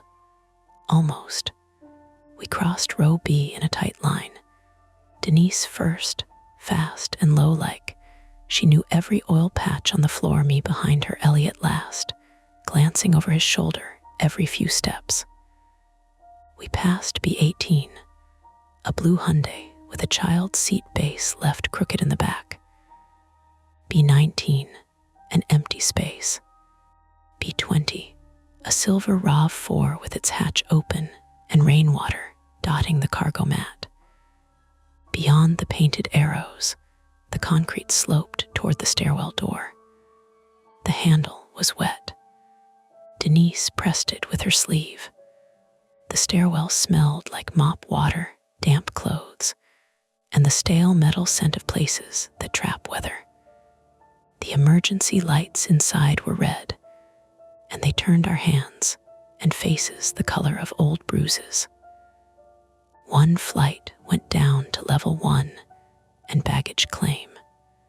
Another half flight led to a service landing marked authorized personnel only. Denise aimed her flashlight at the steps. Wet shoe prints darkened the concrete. Men's boots. Large tread. Fresh. Down, she whispered. We followed. That was our first attempt. Catch him before he reached the service corridor. Force a simple answer out of a real man with real hands and a real ring. It was the stupidest kind of plan because it felt like action. Halfway down, my phone vibrated. Not a call. A new file had appeared in the download folder. The dash cam must have copied something before the connection broke. I stopped on the landing. Elliot nearly ran into me. What? File transferred. Denise turned back. Now, it's short. Mara, this is not the time for movie night. But I was already tapping it open. The video shook badly. Someone carrying the dash cam by hand. The image caught a hallway with beige walls and framed watercolor prints. Not my father's house. A hotel or office. The sound was mostly breathing and fabric rubbing against the microphone. Then my own voice came through, close and strained. Elliot, don't let her open the gray door. The clip ended. We all looked up. At the bottom of the stairs, 20 feet below us, was a gray metal door. Denise whispered, "That's the service corridor." Elliot stared at the phone. "Why am I in that?" I couldn't answer. His face had changed. Until then, he had been frightened, but outside it, a stranger with bad luck. Now the thing had reached for him by name. Denise's hand tightened around the flashlight. That file could have been edited. Yes, Elliot said too quickly. Could be stitched audio, deepfake voice. Anyone can do scary good voice cloning with samples now. From where? I asked. His eyes flicked away. Conference talks, work webinars, I'm online enough. And me? Same answer, social media, old videos, voicemail leaks. I don't know. Denise looked at the gray door. What's behind it? I asked. Corridor to baggage claim, maintenance rooms, electrical closet, employee exit. Any cameras? Yes, if power and network are up. They are, then maybe not. Below us, something scraped behind the gray door. Metal on concrete, a slow drag. Denise lifted her flashlight. Don't open it, Elliot said. She didn't, not at first. We stood in the red stairwell, rainwater dripping from our coats, breathing too loudly. The scrape came again. Then a soft thump. Then a sound like someone whispering right against the other side. Denise backed up one stair. I thought of the video. Don't let her open the gray door. The whispering stopped. A hand hit the door from the other side. Elliot swore and stumbled back into me. My heel slipped on the wet stair edge, and pain flashed up my shin as I slammed one knee into the concrete. The impact made a hollow sound that seemed to climb the walls. Denise grabbed the railing, but dropped the flashlight. It bounced down 3 steps, spinning light wildly across the walls, the door, our shoes. Then the gray door opened inward. A man in a yellow airport maintenance vest lurched through carrying a long-handled floor squeegee. He was as startled as we were. What the hell? He shouted. Denise clapped one hand over her chest. Marco. The man lowered the squeegee.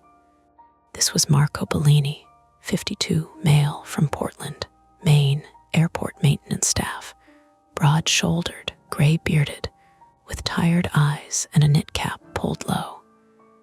He smelled faintly of machine oil and rain. He looked from Denise to me to Elliot, then down at the flashlight on the floor. You people trying to kill me, he said.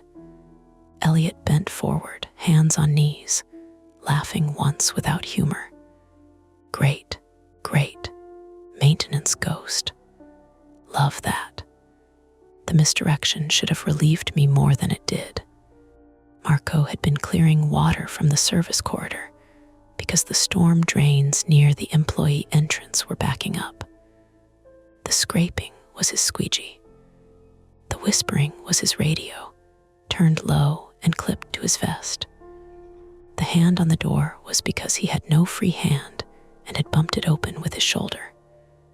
All explainable, all normal. My knee throbbed hard enough that I could feel my pulse in it. Denise asked, "Did a man come through here? Hood up, dark jacket, silver ring." Marco's expression sharpened. "Yeah, 2 minutes ago." Went toward the employee lot. "Did you stop him?" "He had a badge." Denise stared. "What badge?" "Blue lanyard, looked like contractor access." "Name?" "I didn't read his name." "Power's out, alarms are screaming, I'm moving water before baggage claim floods." "I thought he was IT or security." "Did he say anything?" Marco looked at me. "He asked if the Lovell woman was still upstairs." My stomach tightened. Denise said, "Jesus." Marco's radio crackled. A dispatcher's voice, broken by static, said something about the south exit gate and vehicles backing up on International Parkway. "Cell service is spotty," Marco said. "Some tower issue or overload. Landlines are still working in operations." "Can you call police?" I asked. "Airport police already know we've got an outage." "If you mean for your thing, Denise can. Her father's house may have an intruder," Elliot said. "Lovell. Landline cut or down. State police notified, but we lost connection." Marco's expression did the same thing Denise's had earlier. Procedure giving way to person. "Operations has phones," he said. "This way."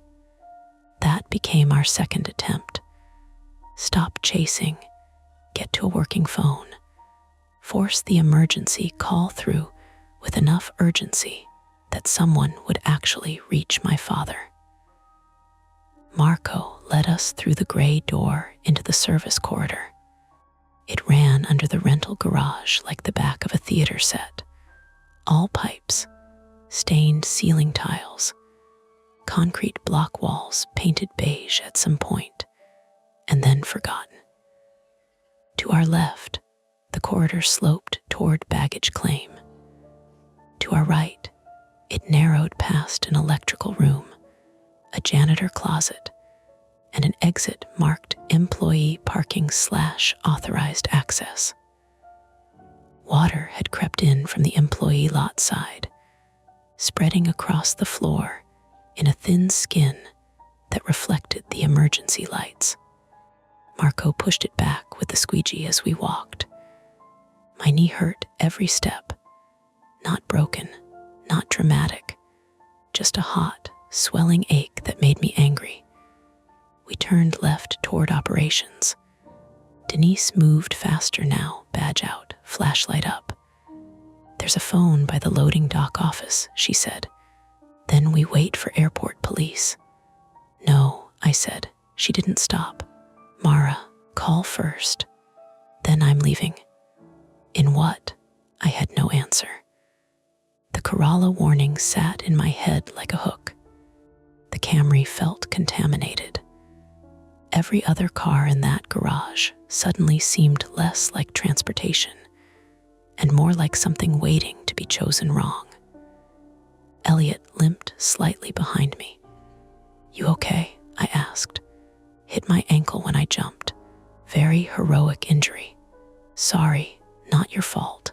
It kind of is." "Fine. Then buy me an airport muffin if we live." That should not have made me want to cry, but it did. At the loading dock office, Denise swiped her badge. The little reader flashed green this time.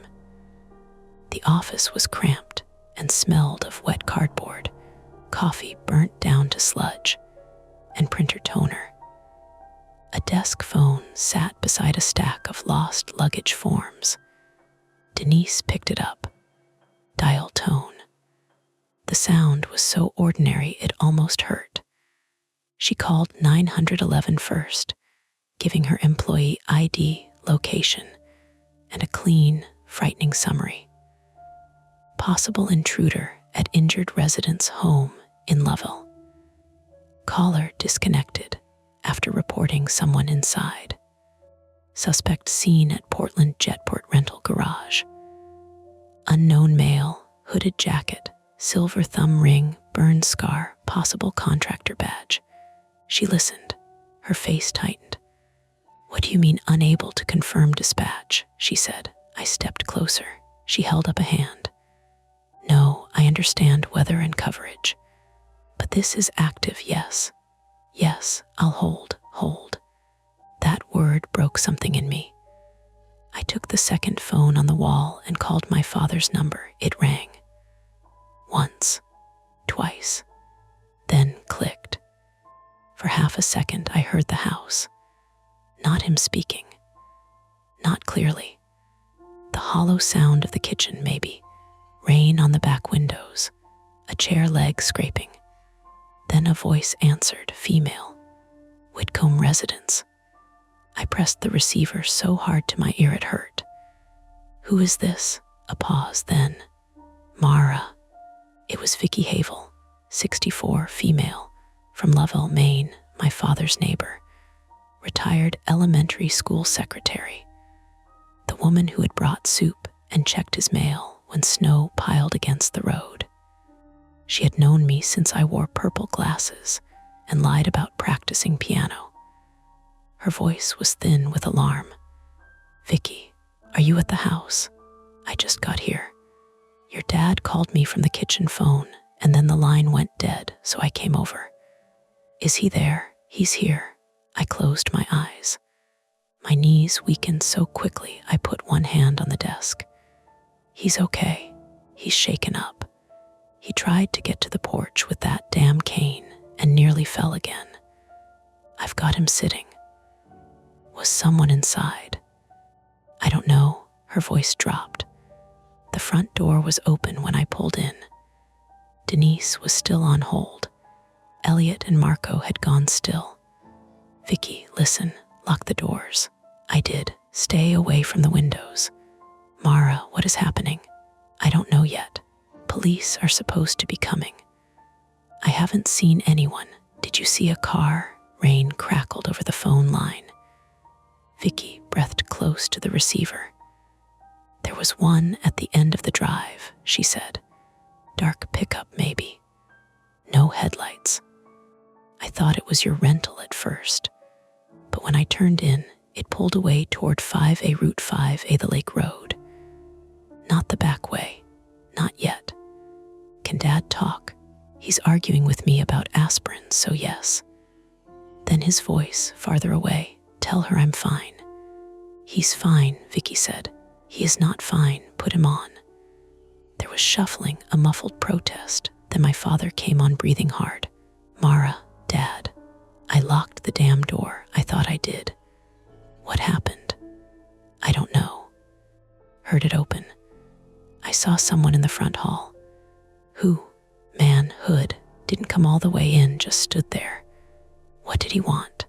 My father was quiet too long. "Dad, he said you'd remember the Lake Road once you saw the files."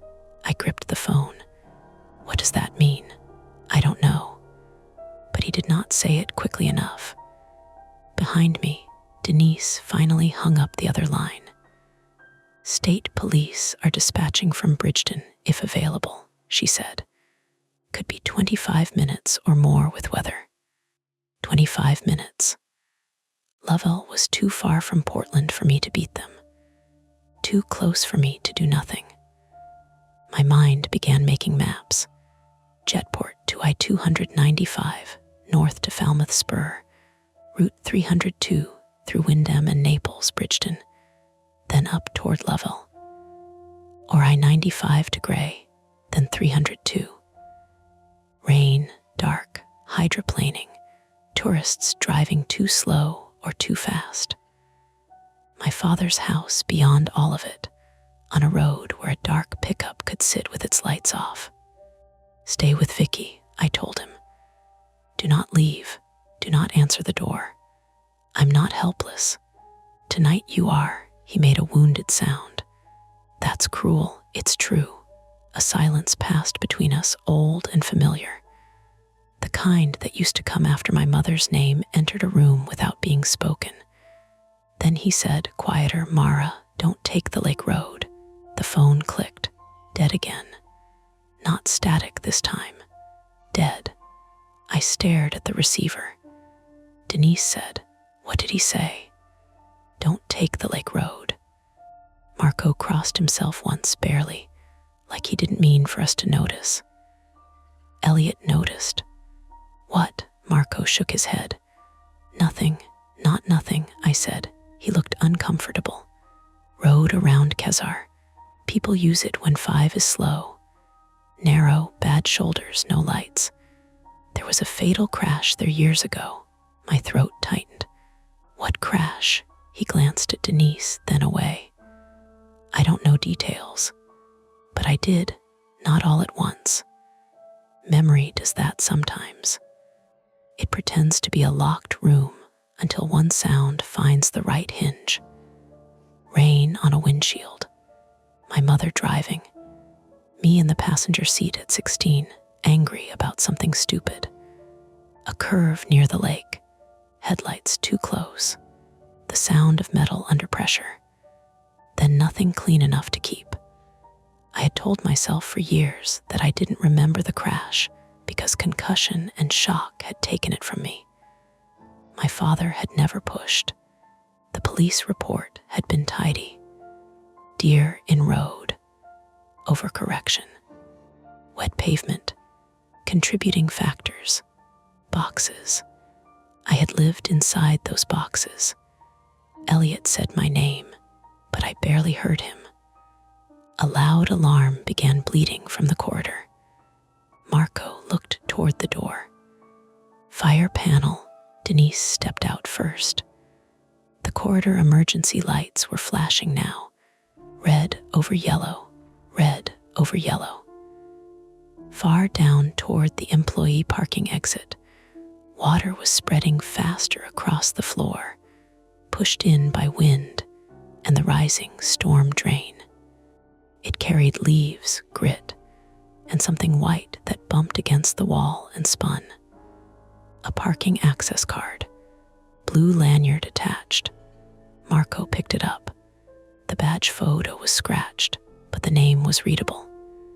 CALVIN Rusk, contract SYSDMS/temp access. Denise went very still. "You know him?" I asked. "No," but her voice had changed. Elliot took the badge carefully by the edge. "This access expired 3 months ago." "How is he using it?" I asked. Denise's mouth worked. "During outages, some locks fail open in service areas. Old badges still scan on local memory if the network is down." "Procedural failure," Elliot said softly. The trap tightened in a way I could finally understand. Not ghosts, not fate, systems, outdated access controls, spoofed numbers, voice cloning, rental assignments, a power outage at the right time, a dash cam with staged files, and 1 or 2 impossible seeming details placed exactly where my guilt would do the rest. Human work. That made it worse. Denise's radio crackled from her belt. She jumped, then lifted it. A male voice came through, broken but clear enough. "Rental desk, confirm customer Whitcomb vehicle release." Denise frowned. "This is Carter. Who is this?" "Dispatch. Confirm Whitcomb vehicle release." "White Camry B17 cleared for exit." Denise looked at the radio like it had bitten her. "I did not clear any vehicle. Static." Then the same voice. "Vehicle is at gate." We ran, back through the corridor, up the red-lit stairwell. My niece screamed on every step, and Elliot's breath came ragged behind me. Denise reached the garage first and pushed through the door into row B. The Camry was gone. For a second, my brain rejected the empty space. B17 was just wet concrete now. No white hood, no dash cam glow, no pine air freshener. The painted number looked absurdly clean. At the far exit, past the line of stalled cars and the half-lowered gate, the Camry's taillights burned red in the rain. Someone had it. Someone was driving away with the dashcam, the files, and whatever else had been meant for me to find. Denise raised the radio. "Stop that car. Stop the white Camry at exit gate." No answer. The gate lifted, not all the way, just enough. The Camry lurched under it, scraping the roof with a shriek of metal and plastic. Sparks snapped once in the wet air. A horn blared. Someone shouted. Then the car was outside, turning right onto the airport access road toward International Parkway. I started after it on foot, which was insane and useless, but my body moved before my mind could catch up. Elliot grabbed my coat from behind and nearly spun me around. "You can't outrun a car. I need that camera. We need to not die in traffic." Denise was already at the row behind us, yanking open the driver's door of a dark blue Subaru Forester with a rental tag hanging from the mirror. "Get in," she shouted. I stared at her. She tossed me the keys. "You want to go, we go. But not in the Corolla, not in the Camry, and not on foot like idiots." "That car checked out?" Elliot asked. Denise snapped. "At this point, I am committing so many policy violations that one more feels decorative." We piled in, Denise driving because she knew the airport roads, me in the passenger seat. Elliot in the back still clutching Calvin Rusk's expired badge. Marco stayed at the stairwell, calling airport police on his radio and waving us toward the exit like a ground crewman in a storm. The Forester smelled like wet upholstery and lemon cleaner. Denise started it hard. The engine caught. We shot down row B, tires hissing through rain blown across the concrete. At the gate, the attendant booth was empty. The barrier arm hung crooked from where the Camry had scraped through. Denise didn't slow. The Forester bumped over the curb lip and out into the rain. Point of no return sounds dramatic when people say it later. In the moment, it was smaller. It was the click of all four doors locking automatically. It was my phone showing no service. It was the airport shrinking behind us in the side mirror, while the white Camry's taillights flickered ahead through sheets of water, leading us away from the people who could have taken statements and toward the road north. Denise gripped the wheel with both hands. Elliot leaned forward between the seats, voice tight. "Where is he going?" I watched the Camry signal left, not toward I-295, not toward the city, toward Route 302, toward Freiburg, toward Lovell, and eventually, if we let him choose the way, toward the lake road my father had told me not to take. "We follow," I said. No one argued this time. Denise drove like a woman trying not to panic in a state where panic could put 4 tires into a ditch. The stolen Camry stayed ahead of us through the rain, a pair of red taillights smearing and sharpening, smearing and sharpening. Every time the wipers dragged across the Subaru's windshield.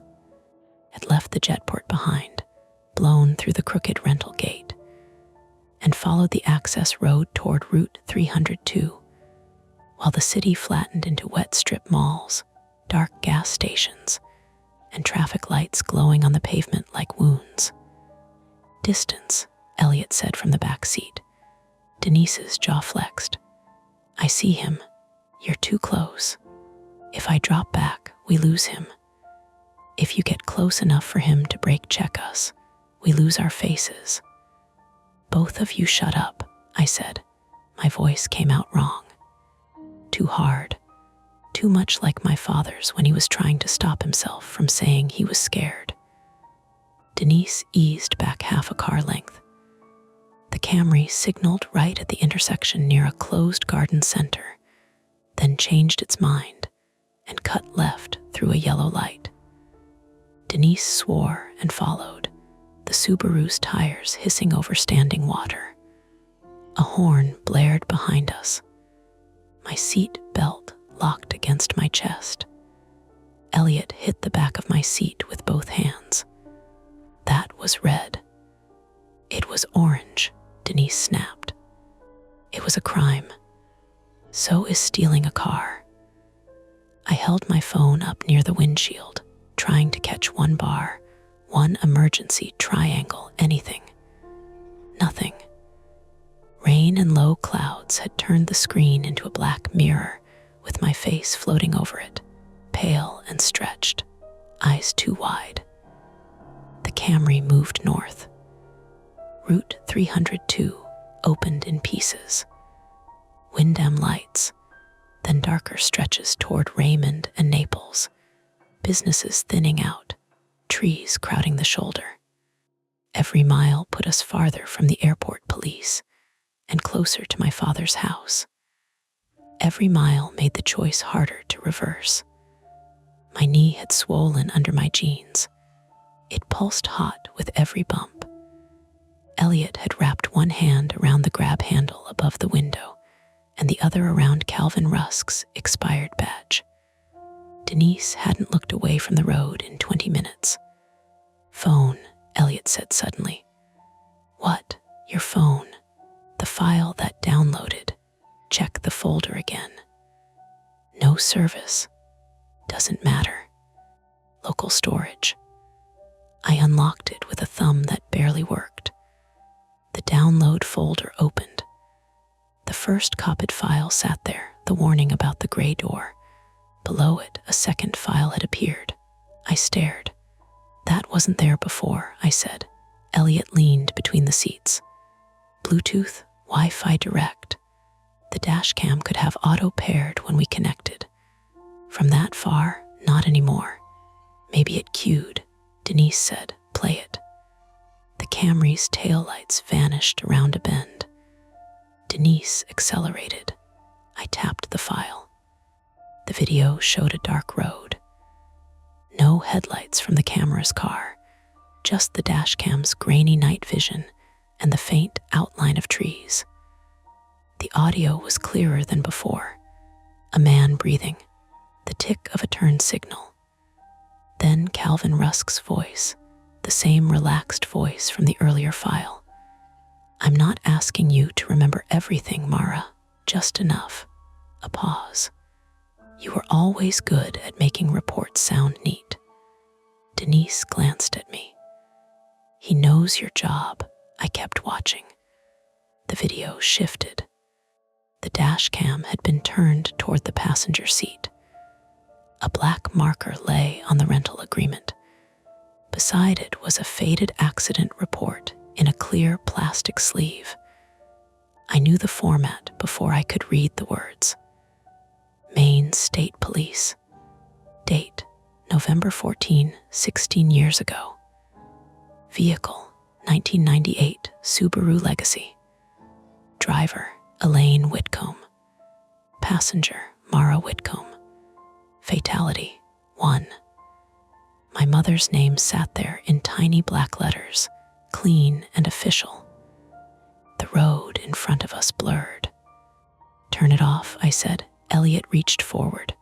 "Mara," I said, "turn it off." But before he could, Calvin's voice came back. Ask Thomas why the second car was never listed. The video ended. No one spoke for several seconds. The wipers beat time. Left, right, left, right. Denise said carefully, second car. I don't know. You sure? No. That was the truth, and it was worse than lying. I had flashes, not memories. My mother's hands at 10 and 2.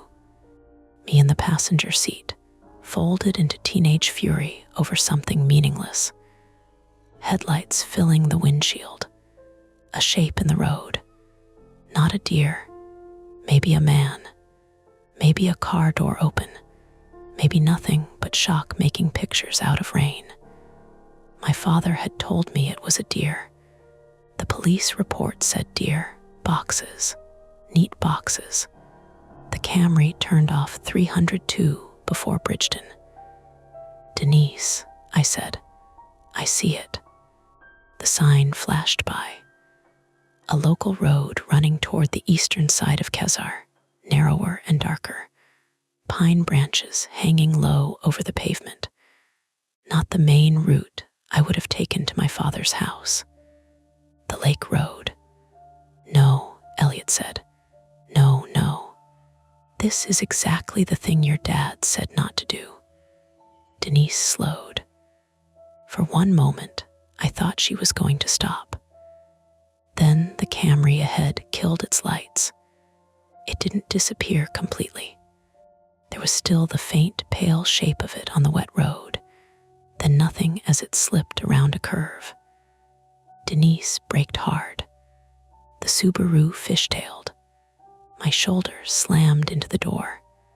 Elliot cursed from the back seat. The Forester corrected with a shudder that went through the floorboards and up my spine. Denise pulled to the shoulder, gravel popping under the tires. We're done, she said. The rain hammered the roof. No, I said. Yes. She put the Subaru in park and turned on the hazards. Orange light pulsed over the trees. He turned his lights off on a wet lake road. That's not a chase anymore. That's suicide. We can lose him. We should lose him. My father is with Vicky. Police are coming, maybe late, but coming. If we wreck, we help no one. She was right. I hated her for it. Then the dashcam file folder refreshed again. A third file. This one had a thumbnail, my father's kitchen. I tapped before anyone could stop me. The clip was only 14 seconds long. My father sat in his kitchen chair, one hand pressed white-knuckled around his taped cane. Vicky stood behind him with a cordless phone in her hand. Both were alive. Both were terrified. Calvin's voice came from off-camera. Tell her the truth, Tom. My father looked straight toward the lens. Don't come here, Mara, he said. The clip cut. My stomach dropped so hard I thought I might be sick. Denise whispered, that wasn't earlier. No. Vicky had been wearing a yellow cardigan when she answered the phone. In the video, she wore the same yellow cardigan, wet at the shoulders from rain. Current, not future, not staged days ago. Current. Elliot leaned forward. He's not at the lake road. He's at your dad's house. Or someone is, Denise said. The Camry's a decoy, I said. The words came out slowly because my brain had to build them while my body was already falling apart. He wanted us away from the police, away from the airport, away from working phones. Elliot looked out through the rear windshield. Then who's driving the Camry? Denise turned off the hazards. What are you doing? He asked. Getting us to her father. How? She threw the Subaru into drive. Not by following him. We turned around in a narrow driveway-posted private road, the tires sliding in mud before they caught. Denise drove back toward the main route, slower now, but no less tense, both hands locked on the wheel. We had no service, no way to warn Vicky, no way to tell police the threat had moved or doubled.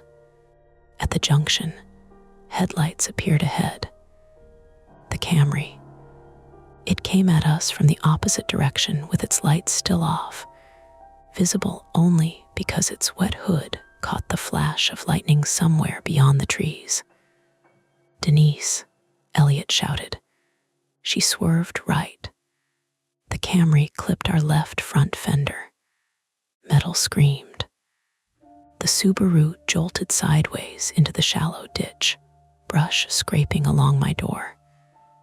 My seat belt snapped tight again. My knee hit the glove compartment, and pain burst bright enough to blind me for a second. The Forester stopped tilted, nose down, engine still running. The Camry spun half across the road and stalled at an angle, blocking both lanes. For a moment, there was only rain. Then Elliot groaned. Everyone alive, Denise's forehead had hit the side window. A cut opened just above her hairline, exactly where the dash cam had shown it. Blood mixed with rain that had sprayed through a cracked window, running thin and pink down her temple. "I'm okay," she said, but her voice shook. My door was jammed against brush. Elliot kicked his open from the back and stumbled out into the rain, favoring his ankle.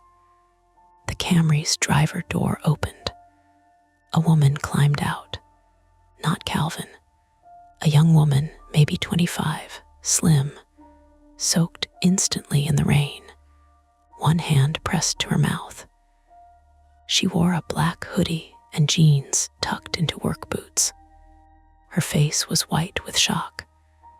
"I didn't want to hit you," she shouted. "He told me to just block the road." Denise pushed her door open and nearly fell. "Who?" The woman backed away from the Camry. "I don't know. He paid me. He said nobody would get hurt." Elliot laughed once, high and furious. "That is never true." The woman looked at me. "You're Mara." I stepped onto the road, my bad knee almost folding. "Where is he?" "He has the truck. He went to the house." That was the confirmation. The trap had closed, but it had also shown us its hinges. I limped to the Camry. The dash cam was gone. In the passenger seat lay the accident report, and beside it, the black marker.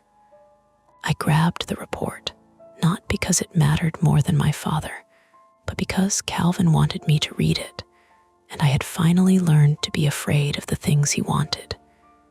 Denise took the woman by the sleeve. "Name." "What? Your name?" Lena Price." This was Lena Price, 25, female, from Conway, New Hampshire. A gig worker who had been hired through a cash job listing to move the Camry and block the road. She was shaking so hard her teeth clicked, and there was a red mark across her neck from the seat belt. She looked less like a villain than a person who had said yes to $200 and realized too late she had entered someone else's violence. "Lena," Denise said, "you are going to stand right there, and you are going to tell the police everything when they arrive. There's no service. There will be no." I looked down the road. "We can't wait." Elliot was already searching the Camry. "No keys." "What? No keys?" "Push start." He left the fob somewhere, or she tossed it. Lena lifted a shaking hand. "He told me to throw it in the ditch after impact." Denise swore. The Subaru still ran, but the front left tire was shredded, rubber peeled back from the rim. Steam rose from the crushed fender. One vehicle disabled, one vehicle blocked and keyless. Rain, no service. My father's house still miles away. Then, from beyond the bend, came came the low growl of an engine. A dark pickup rolled toward us with its lights off. For half a second, nobody moved. Then Denise yelled, "Ditch!" We scattered. Elliot grabbed Lena and dragged her toward the brush. Denise slipped on gravel and went down hard, catching herself on both hands. I moved too slow. My knee buckled. The pickup came fast, not to hit us, to push the Camry. It rammed the Camry's rear bumper with a crunch, shoving it sideways enough to clear one lane. The impact spun the driver door open. Glass fell in bright pieces onto the road. The pickup stopped. The driver got out. Calvin Rusk was taller than I expected, lean rather than large, with a dark rain jacket pulled up around his neck and no hood now. His hair was close cropped and gray at the temples. The silver rings sat on his thumb. A burn scar crossed his wrist, pale and shiny under the rain. He held the dash cam in one hand. In the other, he held my father's black taped cane. I stood in the road because I could not make myself hide while he held that. "Mara," he called. His voice was the same calm voice from the files, relaxed, almost friendly. "Where's my father? Alive? Where you left him?" The words hit harder than they should have. He knew exactly where to put them.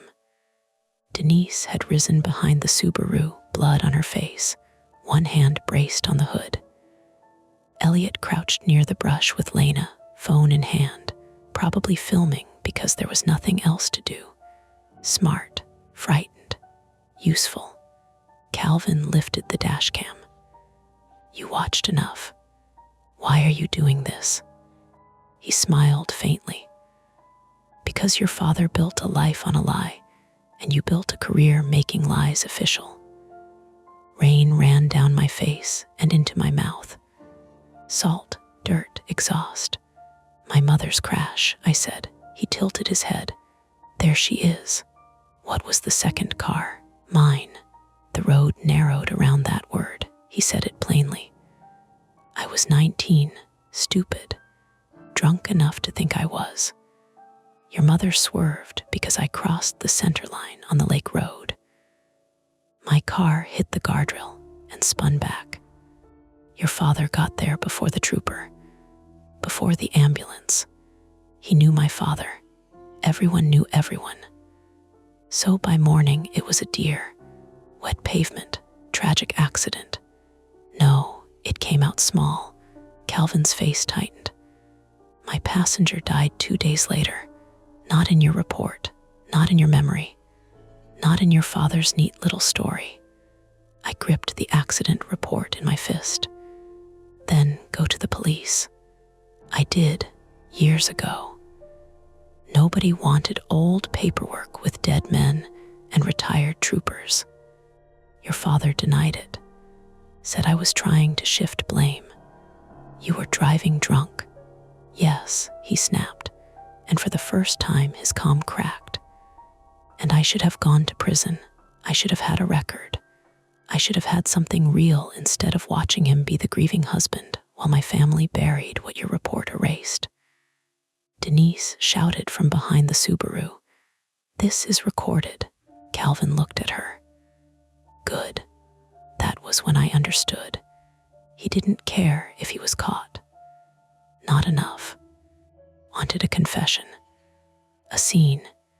He wanted me dragged through the same night, the same road, the same fear, until my father's version broke. "Where is Thomas?" I asked again. Calvin held up the cane. "He can't run." I moved toward him. Denise said, "Mara, don't."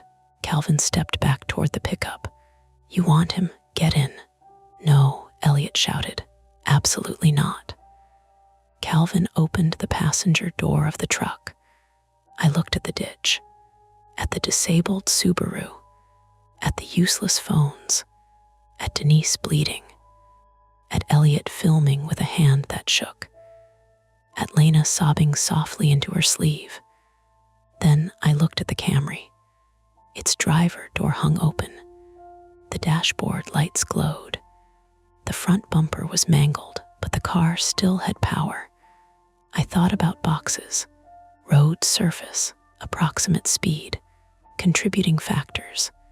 Improvisation is just desperation with a smaller vocabulary. Elliot, I said. He looked at me. The Camry records when powered.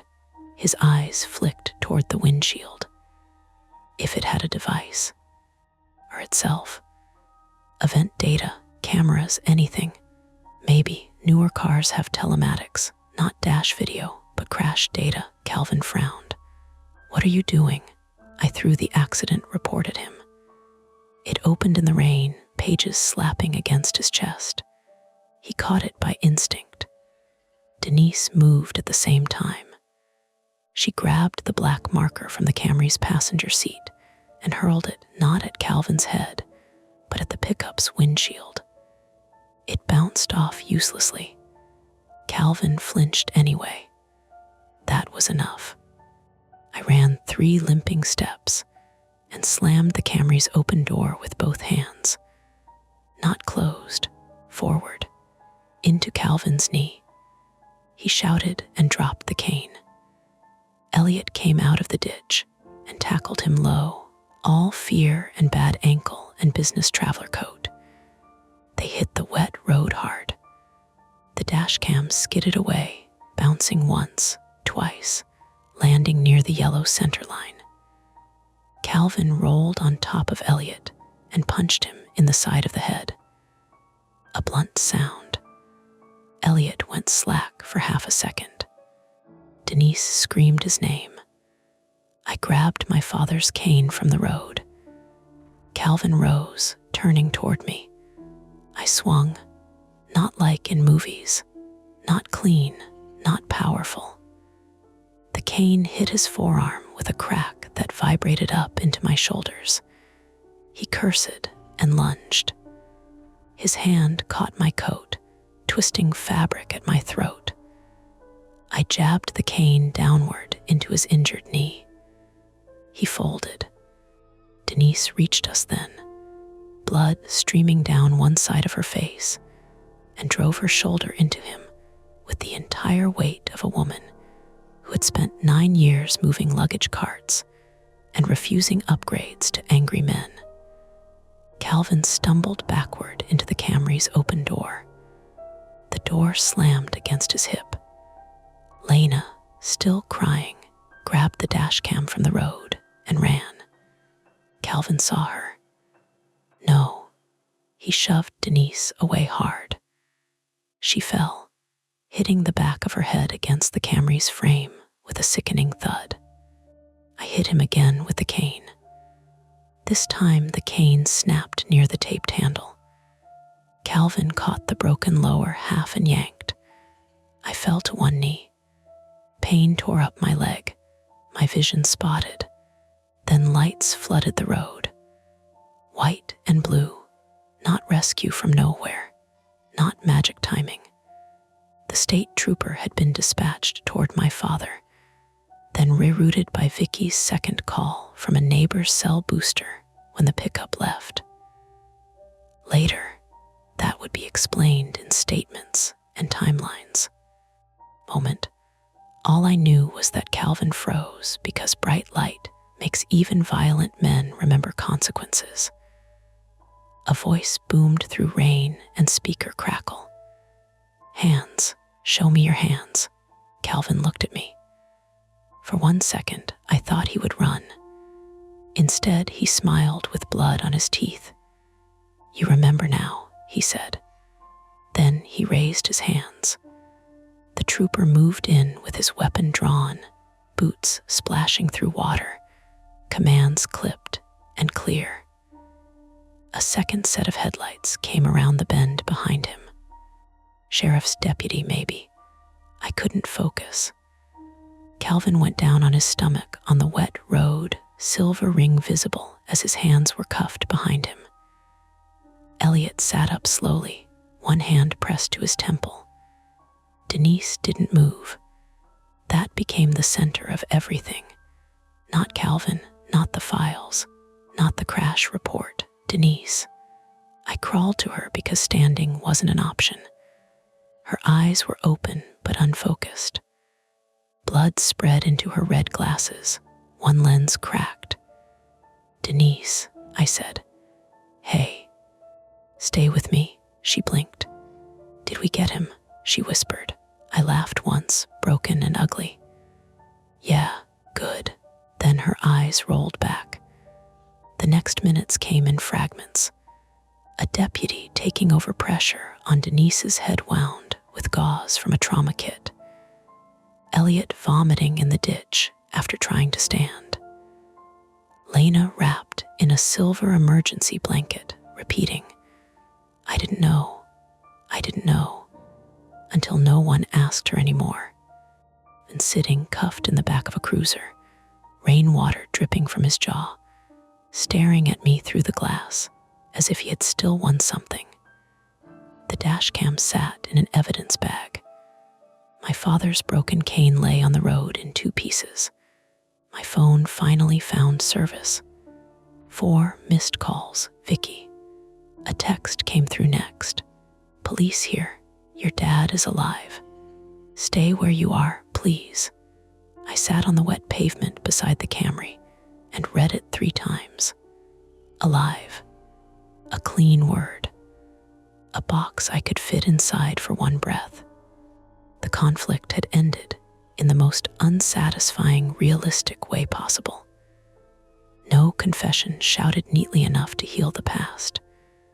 No sudden clearing of memory that made me whole. No chance to ask my father why he had let a lie stand over my mother's grave and inside my head. Just Calvin in cuffs, Denise bleeding, Elliot concussed, me holding half of a cane and remembering headlights on a rain-black road. By the time the ambulance reached us, I had started shaking in a way I couldn't hide. Not dramatic shaking, not collapsing, just my hands mostly, the kind of tremor that makes simple things stupidly difficult.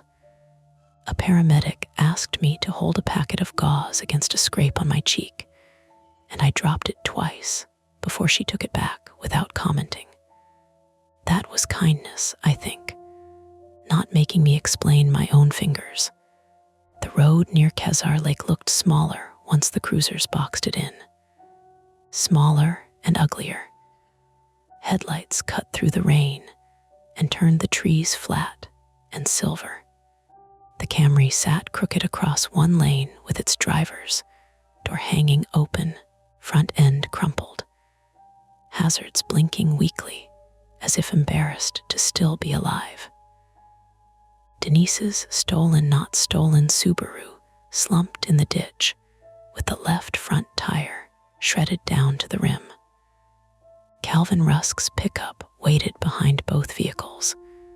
One headlight cracked, its grille bent inward from shoving the Camry. Everything smelled like wet leaves, hot engine coolant, and the rubbery sting of deployed fear.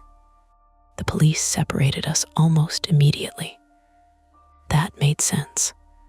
I knew that from work. Witnesses contaminate each other without meaning to. People start borrowing details. They turn guesses into memories because someone nearby said them with confidence. Still, when they guided Calvin away from the cruiser, and I saw his silver thumb ring disappear under the cuff of an evidence glove, I had to stop myself from calling out to him. Not because I wanted to ask why, because part of me wanted him to say it again. The second car, the lake road, my father. I hated that. I hated that a man who had terrorized us could still feel like the only person willing to name the thing everyone else had boxed up.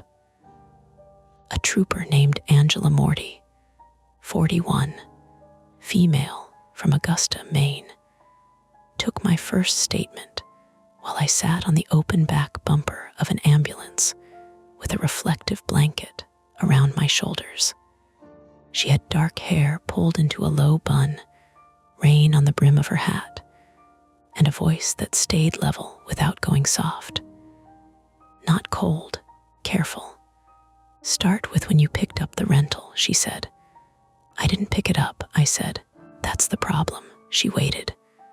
So I told it in order, because order was the only thing I had left.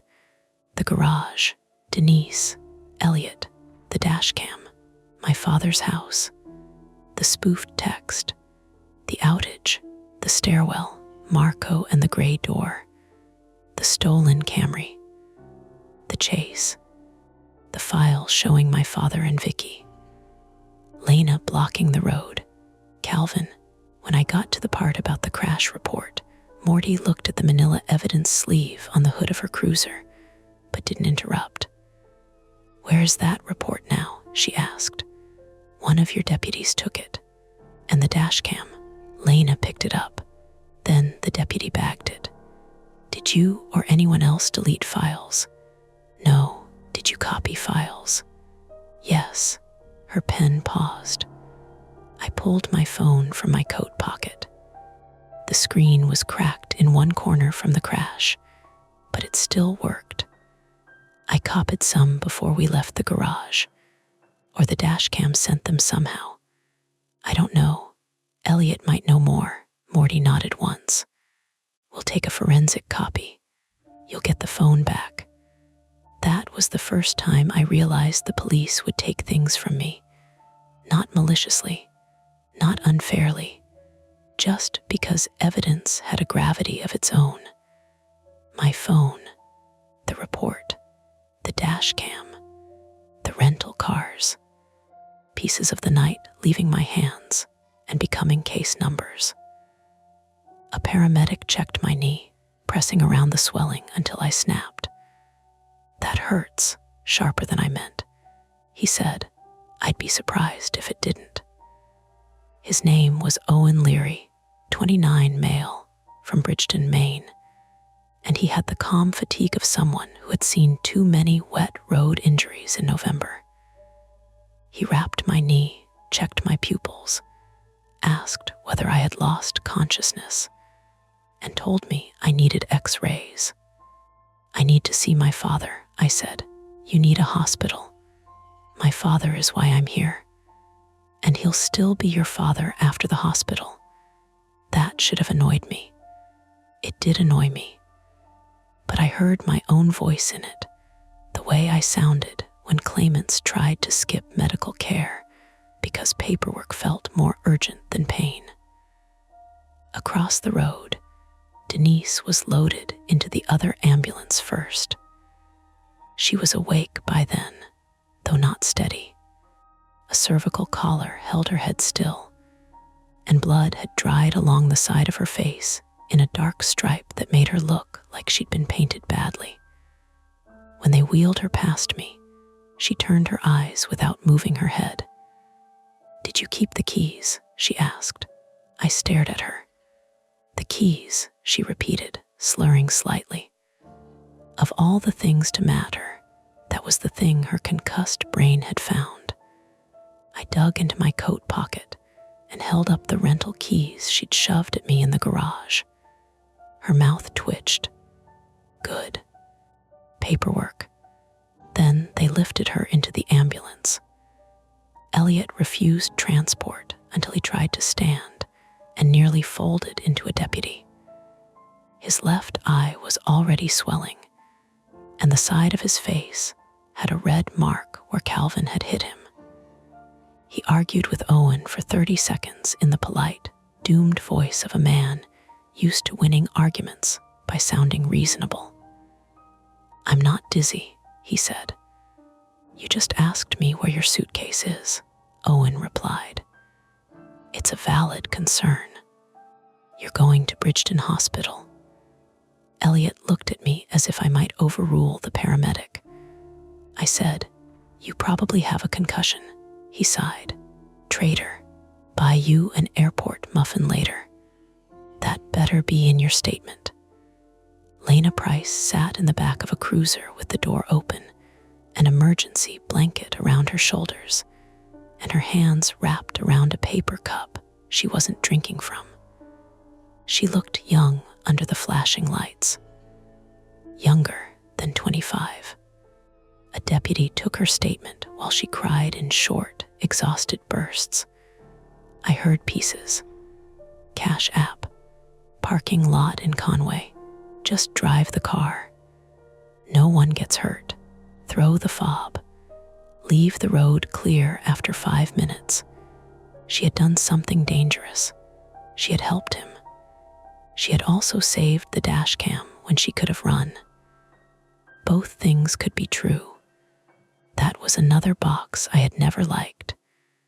They took me to the hospital in Bridgeton in the second ambulance, after Denise. The ride was only 20 minutes, but it stretched. Rain tapped the roof. The heater blew dry air over my wet jeans. Owen sat beside me, asking questions every few minutes to make sure my answers stayed consistent. Name, Mara Whitcomb. Date, November. Where are you? Ambulance. Maine, not where I'm supposed to be. He wrote something down. At the hospital, the lights were too bright, and everything smelled like sanitizer, wet coats, and old coffee. My knee wasn't broken. That felt like good news, until the doctor said severe sprain, possible ligament damage, brace, crutches, follow-up imaging. My cheek scrape was cleaned. My bruised shoulder was photographed. My hands kept shaking whenever nobody gave them something to hold. Elliot ended up 2 bays down behind a curtain, diagnosed with a concussion mild enough to sound dismissive and serious enough that they told him not to sleep alone. Denise had a scalp laceration, a concussion, and a night of observation ahead of her. Marco came in later with my suitcase and Elliot's bad-wheeled one, both rescued from the rental garage by airport police. He looked embarrassed accepting thanks, so he gave us a weather report instead. Still ugly out, he said. Roads are trash. That was Marco. Useful facts, no sentiment. It was after midnight when Vicky brought my father to the hospital. Not by ambulance, by her old green Volvo, because Thomas Whitcomb remained a difficult man, even when threatened by someone holding evidence from a 16-year-old fatal crash. Vicky pushed him in a wheelchair she had stolen from the entrance lobby, her yellow cardigan still damp at the shoulders. My father looked smaller than he had in my memory. That's a cruel thing adult children learn. Parents do not shrink all at once. They lose size in increments while you are busy being hurt by them. Then one day you see them under hospital lights with white stubble on their jaw and pain making their mouth tight.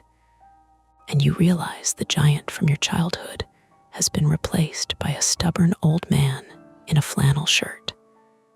He saw my knee brace first, then my face, then the crutches leaning against the wall.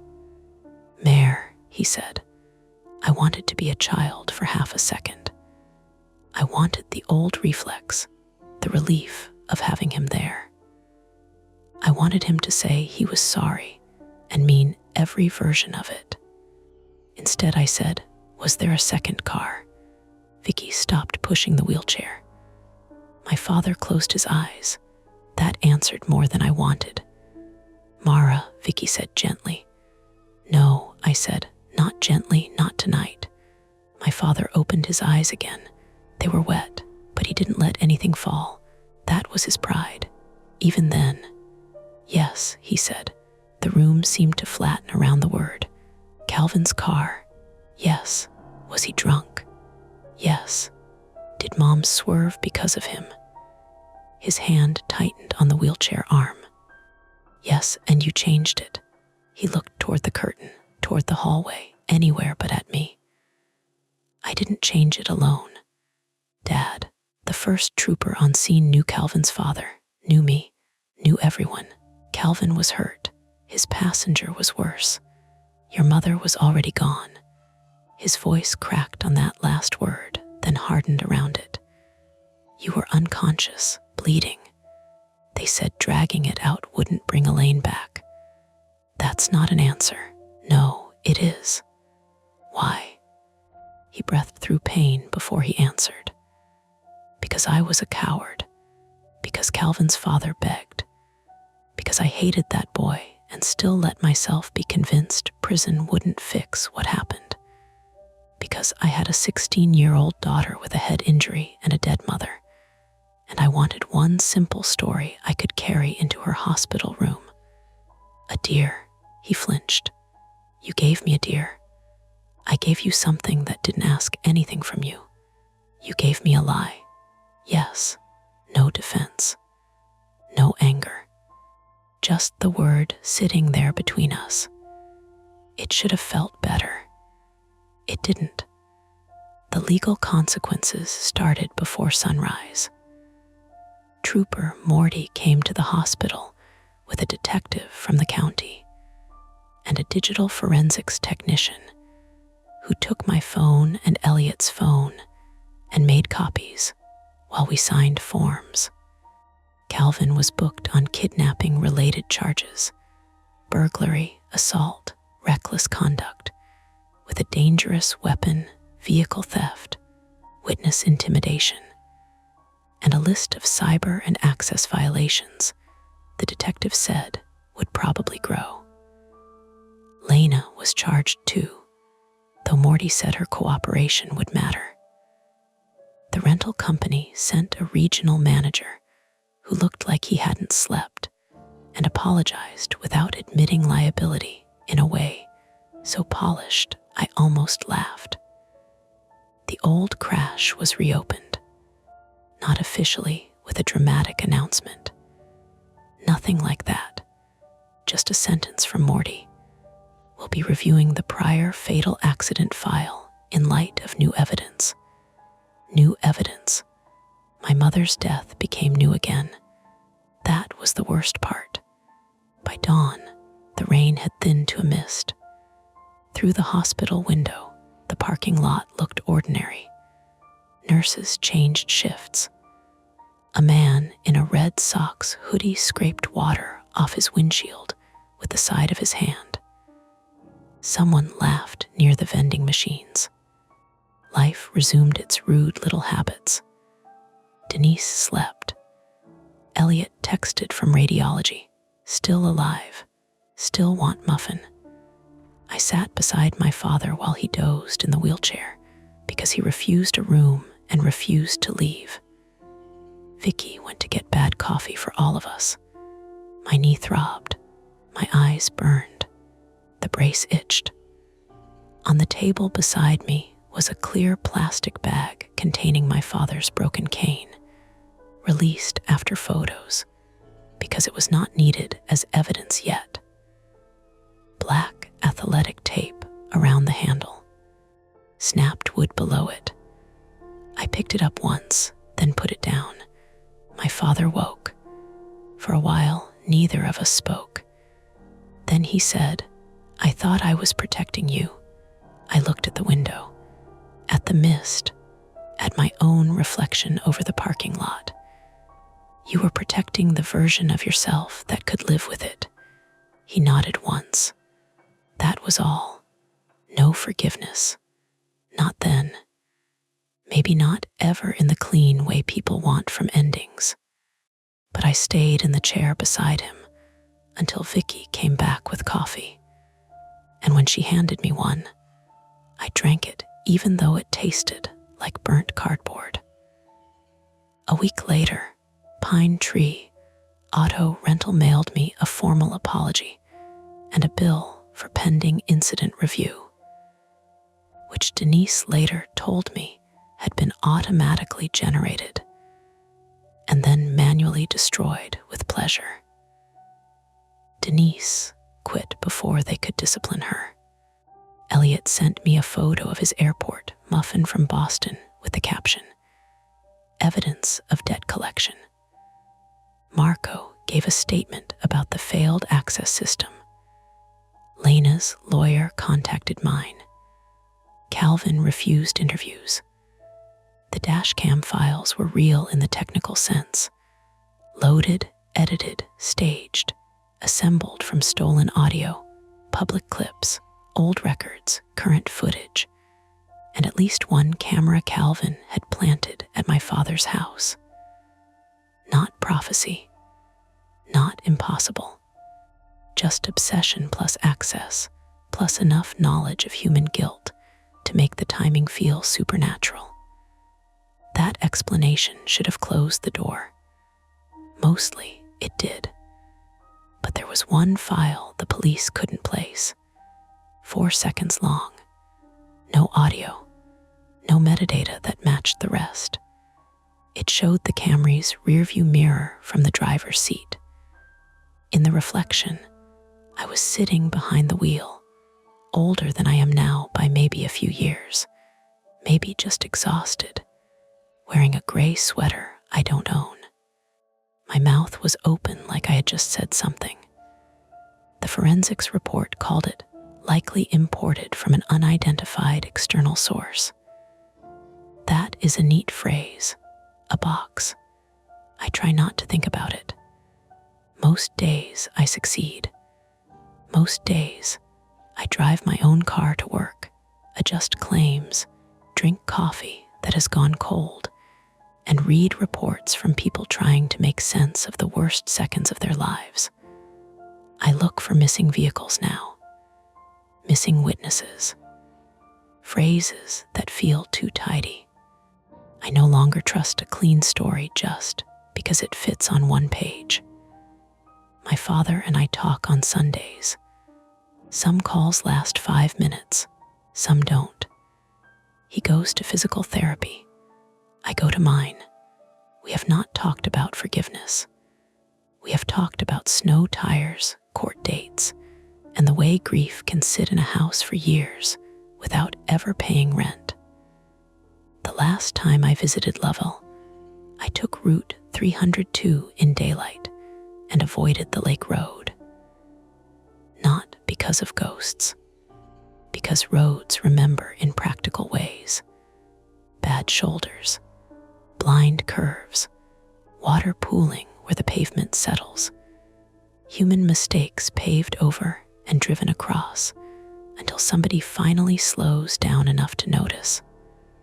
On my way home, I stopped at a gas station outside Freiburg.